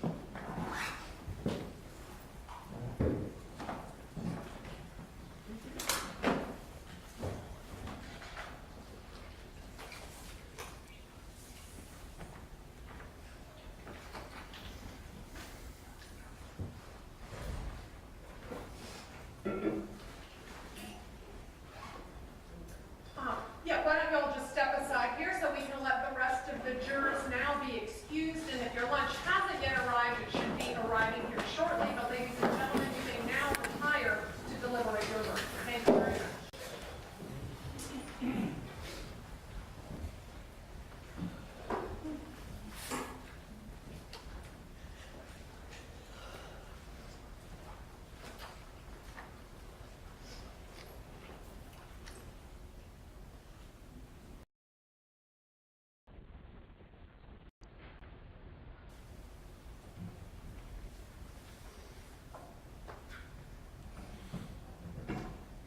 The jury is now out of the courtroom. Mr. Bickford and Ms. Cox, I certainly hope that you do not feel that this week was a waste of your time. You have played a very important role in this case this week, and that is because more often than not, we have to use alternates in multi-day trials. And this being a week-long trial, we had two alternates because especially during this time of pandemic, and in the last year and a half or so, folks get ill. Sometimes jurors don't return the next day. They might have accidents or emergencies. We very often rely upon folks like you as the alternates to then step in to the role of the jurors. So I do want to thank you very much for answering your jury summons this past Monday, coming down to the courthouse and being part of the administration of justice. Now, I can tell you that all of my prior admonitions and prohibitions about talking about the case or looking up things on your internet or electronic devices, those are all lifted. You are free to talk about it if you want. You are free to look up anything you want. You might get inquiries by members of the audience or the attorney. So the decision about whether or not you wish to talk about it will, of course, be left entirely up to you. You can leave here right now and talk to nobody if that's your desire. You are now excused and free to go, but you're also free to stay if you want to stay and see what your fellow jurors' verdict may be. Or if you want to leave and still know, we certainly have your numbers and we can contact you in the event you wish to know the outcome. But with that, I would simply ask that you leave your notepads behind. We are going to destroy those, as I said. And we do need those juror buttons back because we recycle those for our jury next week. But otherwise, I do again sincerely thank you for your time and your attention this week. You are excused and free to go. Thank you.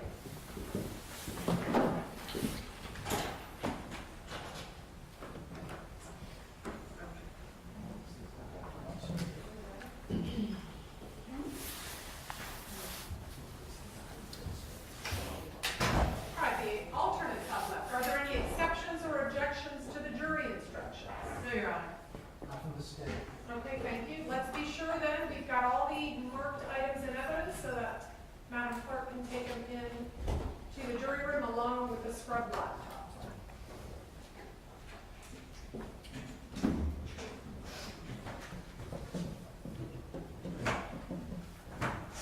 To just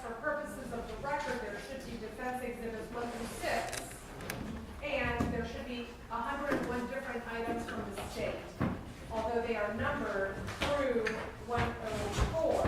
But if you recall, we do not have an Exhibit 68. I did not admit Exhibit 80, and we do not have Exhibit 95. Is that everyone's recollection and agreement? State? Yes. Defense? Judge, I do not have my notes in front of me, but that sounds right. Okay, all right, thank you.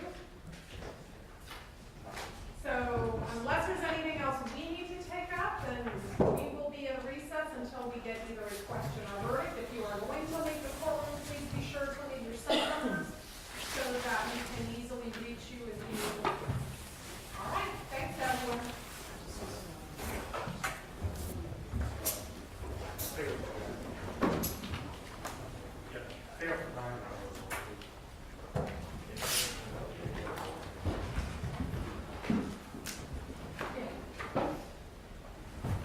Did you get them yourself?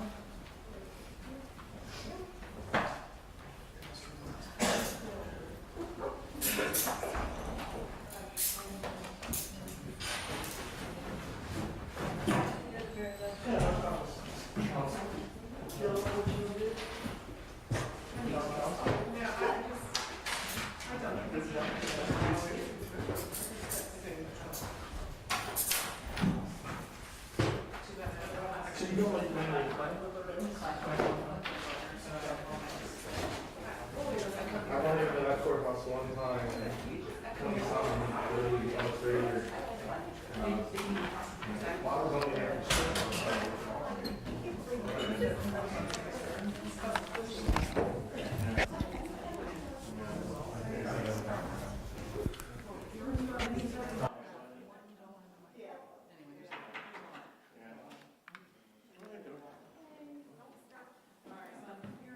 Check that one off your list.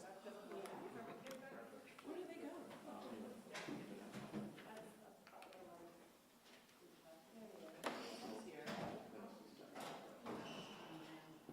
I'm not, wow.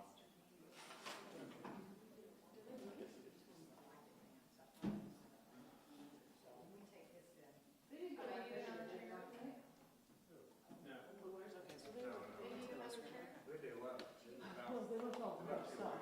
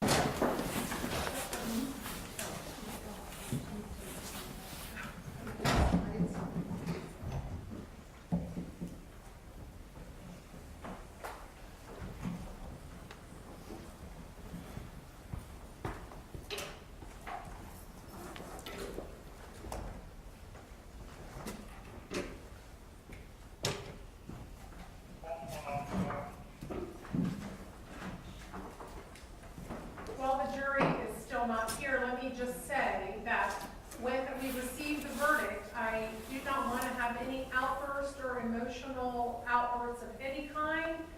If you believe you will be overcome by emotion and cannot remain in the courtroom quietly, then I would ask you to step outside at this time. But otherwise, you are absolutely allowed to remain in the courtroom and receive the verdict with the rest of us. Thank you.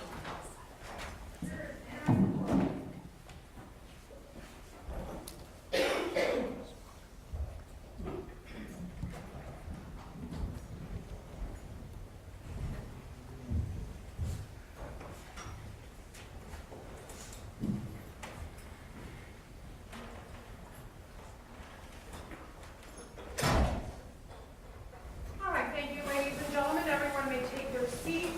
And juror number 3, I see you holding a piece of paper. Are you the foreperson, sir? Yes, ma'am. Has your jury reached a verdict? Yes, ma'am. If you will please hand the verdict form to Madam Bailiff.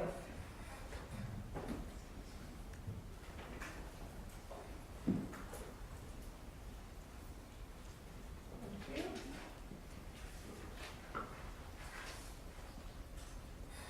All right, the court finds that there are no errors or omissions in the filling out of the verdict form. Madam Clerk, can you please swear in the jury?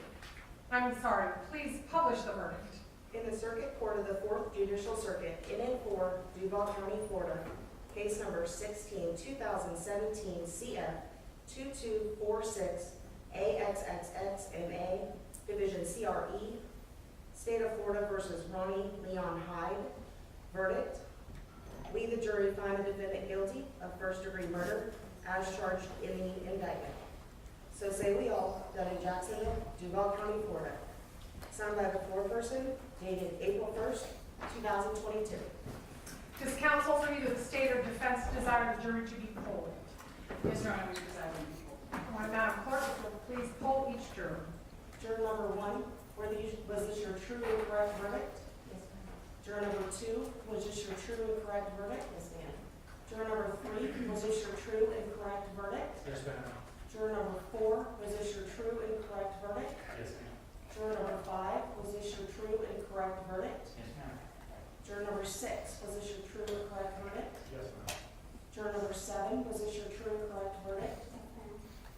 Juror number 8, was this your true and correct verdict? Yes, ma'am. Juror number 9, was this your true and correct verdict? Yes, ma'am.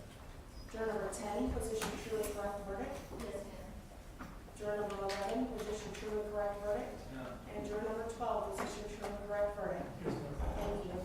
All right, thank you, ladies and gentlemen, and I wish to thank you for your time and consideration of this case. I also wish to advise you of some very special privileges enjoyed by jurors. No juror can ever be required to talk about the discussions that occurred in that jury room except by court order. For many centuries, our society has relied upon juries for consideration of difficult cases. And we have recognized for hundreds of years that a jury's deliberations, discussions, and its vote should remain its private affair as long as they wish it. And so the law gives you this unique privilege not to speak about the jury's work. Although you are now at liberty to speak about your jury service with anyone or your deliberations, you are also at liberty to refuse to speak to anyone. A request to discuss either your verdict or your deliberations may come from those who are simply curious or from those who might seek to find fault with you, from the media, from the attorneys, or elsewhere. So it will be for you to decide whether or not to protect your privacy as a juror. As you can see, we haven't identified you by name, but by number, and so we attempt to protect your privacy as well. But with the entry of your verdict, ladies and gentlemen, your service here this week is now concluded. Once again, as you heard me say to those who attended here on Monday for jury selection, our system of justice may not be perfect, but it is, I believe, the best system of justice in the world because it relies on citizens such as you to come in here and be part of the administration of justice and to deliberate and consider difficult cases. And you have done so this week. So I want to thank you for your time, your attention, and your consideration. Thank you for answering your summons and coming down to the courthouse to be part of the administration of justice. All of my prior admonitions and prohibitions prohibitions about talking to people or using your electronic devices to find out any information. All of those rules are now lifted. You are free to do those things if you choose. The only thing we would ask is that you leave those notepads behind. We are going to destroy them, as I told you we would. And if you would leave those jur buttons behind, because we do recycle those for our next jury next week. But with that, ladies and gentlemen, again, with this court's sincerest thanks and appreciation, you are excused and free to go. Thank you very much.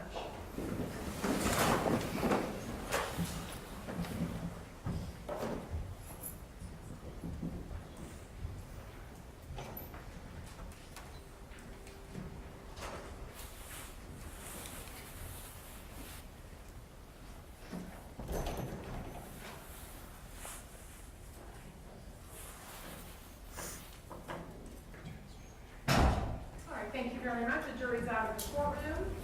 If we can have Mr. Hyde then be presented before the court.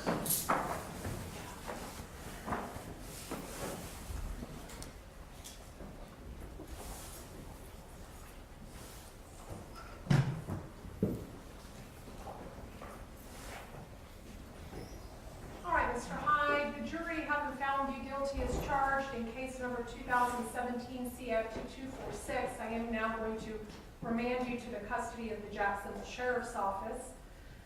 He is entitled, even though the sentence is not in dispute per the law, but he is entitled to a pre-sentence investigation report. Does the defense wish to have one or waive one? I can't imagine that that would be of any significance, Judge. We might as well waive a pre-sentence investigation report.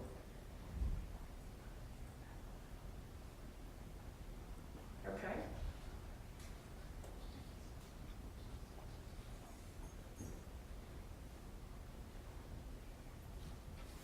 And I can explain to Mr. Hyde, for those individuals who have never previously been convicted of a felony, they are entitled to a pre-sentence investigation report to be prepared for my review prior to the court imposing sentence. This report may contain favorable information about you, it may contain unfavorable information about you. But you have the right to waive the preparation of that report should you desire. Now in this case, well, in other cases, I, in all courts, use a PSI, as we call it, so that the court can make an informed decision about sentence. In this matter, because the law allows for only one sentence in this case, the preparation of a PSI would not in any way alter the sentence that I am legally bound to impose. Do you understand that? So knowing that, do you wish to waive the preparation of the pre-sentence investigation report? All right, then I will not order that one be prepared. Do you wish to pass the case for sentence, or do you wish for sentence to be imposed today? Judge, mine will be imposed today. Okay. Is there any, do the victims wish to be heard before imposition of sentence? The victim's family wish to be heard? Okay. So,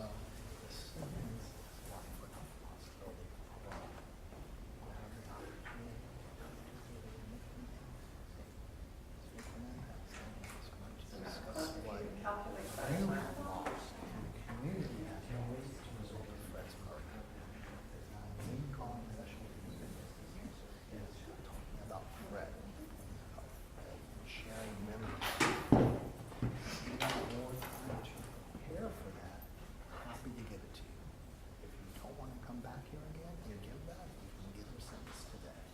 If you want to give a victim, they're still out there, yeah. Okay. No, but you can come back on those other charges. Those other charges have nothing to do with you, other than maybe some of you may have to testify in those cases. You're not victims in those cases. They're cases of possession. Well, he's So discussing that. I'm looking towards y'all. Can we do that during morning calendar, or do you want date time If certain you want for to give that? victim a night, doesn't matter. If there's going to be any additional argument that We'll requires give more more time. legal argument than I usually hear in a motion for new trial. I'm not in trial next week, so I could do it Thursday afternoon, but the week after that, I will likely be in trial again. I'm sure we'll just pass it. Through this, because I've never had anybody If y'all want to say sentence something, with a motion for new trial. when we're on it. But,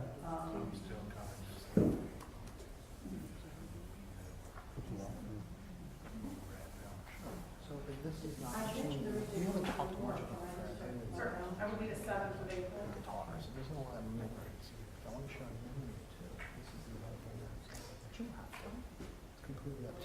you feel like doing? You can say it. But we can do it at a later time. We don't have to do it now. You all have to think about this. Think about it. What do you just want? Guys, you just want. What do you want?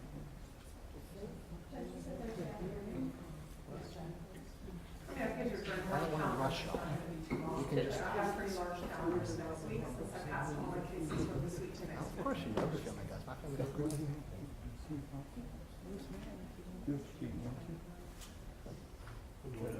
Or any afternoon, really. I think if any of y'all want to do it at a later time, we should do it at a later time. And you can appear on Zoom. If you want to say something now. Sentencing from 1 to 3, I could do it at 3 p.m. It's not gonna be a long, but it'll be enough for me to something. I'm okay. As we are discussing, the court may not be aware of one of the siblings is not local, relatively local. He wants to get written in his now in code. I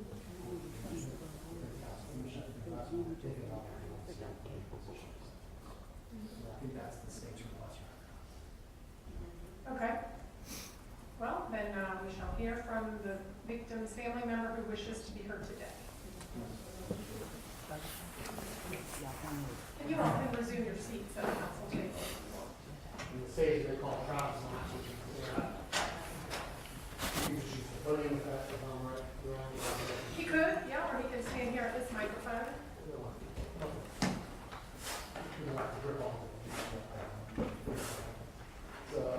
So Lasser, you previously testified in this case, and you are Fred as well. Fred's older brother, Travis Lasser. I make a statement on behalf of my family, my brothers and sisters, and my mother and father, and everyone that loved Freddie. The impact of the loss of Freddie, and we would like this taken into consideration, is we lost a brother, obviously. We lost someone. He was loved. He was loved dearly.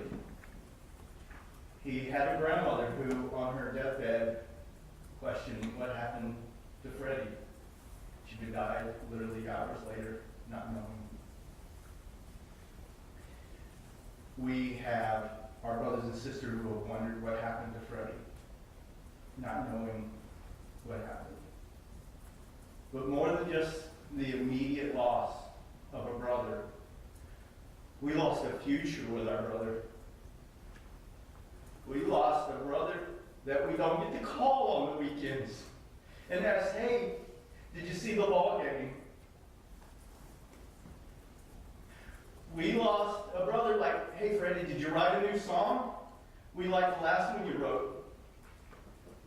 Did you get anything when you were out in town? We lost not only the memory of Freddie and the possible future that Freddie had,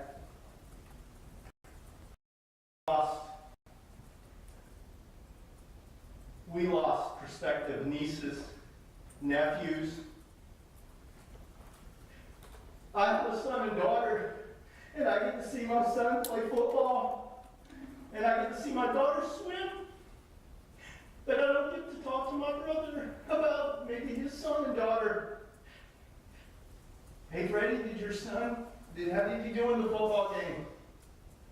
How did your daughter do at the swim meet? Maybe they can meet up later.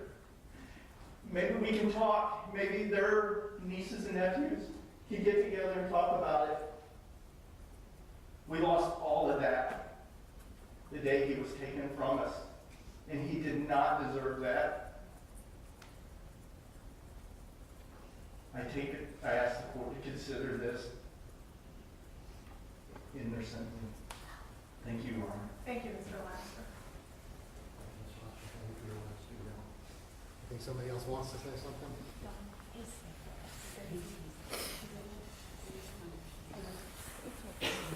Do you want me to pass sentencing? Or do you want sentencing to be imposed now?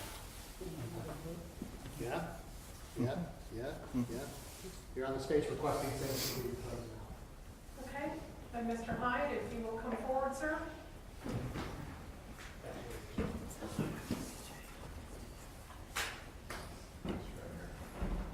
Here I will be entering an order denying restitution, and the appropriate documentation. All right, thank you very much. All right, Mr. Hyde, then the jury, having found you guilty of first-degree murder as charged in the indictment, at this time, the court will adjudicate you guilty of the charge and sentence you to life in prison, with credit for 1,851 days already served. I'll impose a mandatory court cost of $518 and enter an order for no restitution. Do you understand that sentence? And you do maintain the right to file an appeal. And if you can't afford an attorney for an appeal, one will be appointed to you. But a notice of appeal must be filed timely pursuant to the rules. Do you understand that? Shall I appoint counsel? Yes. Then at this time, I'll appoint counsel for the appeal.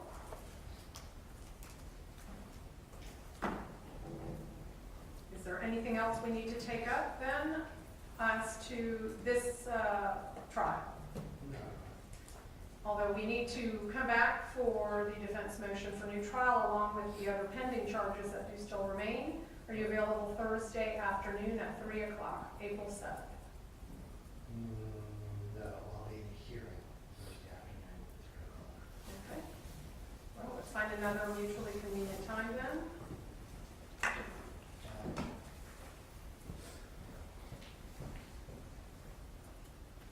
I can do Wednesday afternoon at 1:30. I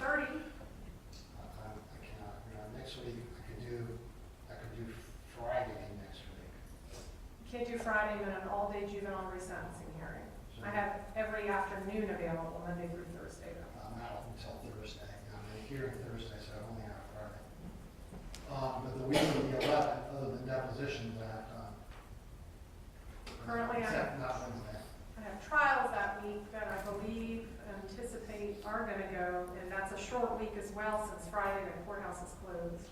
I could put it on, well, we need to hear it.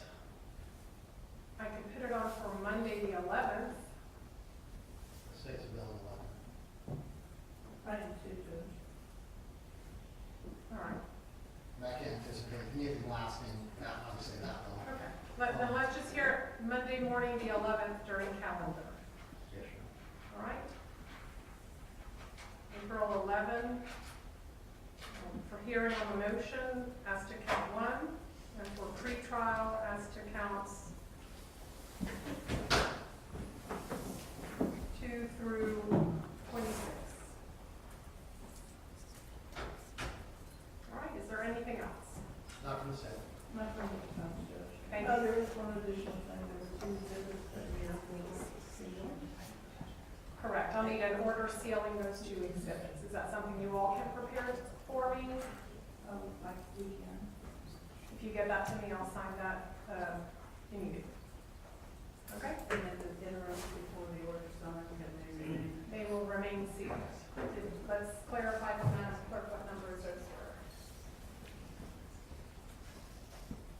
Right. They were the 93 and 94 calendars. All right. Thank you very much. We'll be in recess. Thank you.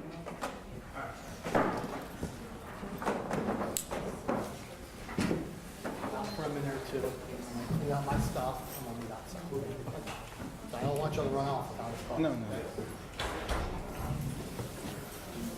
Don't do it.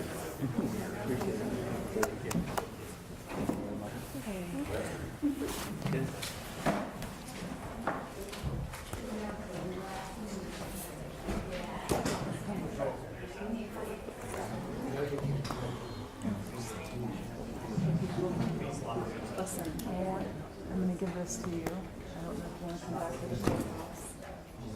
This is for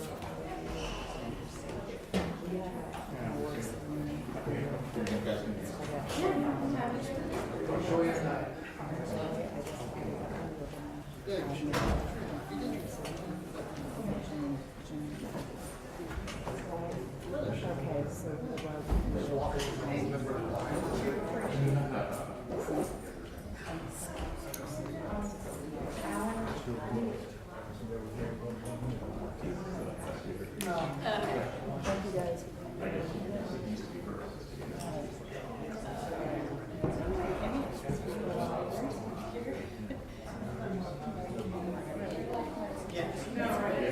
right now.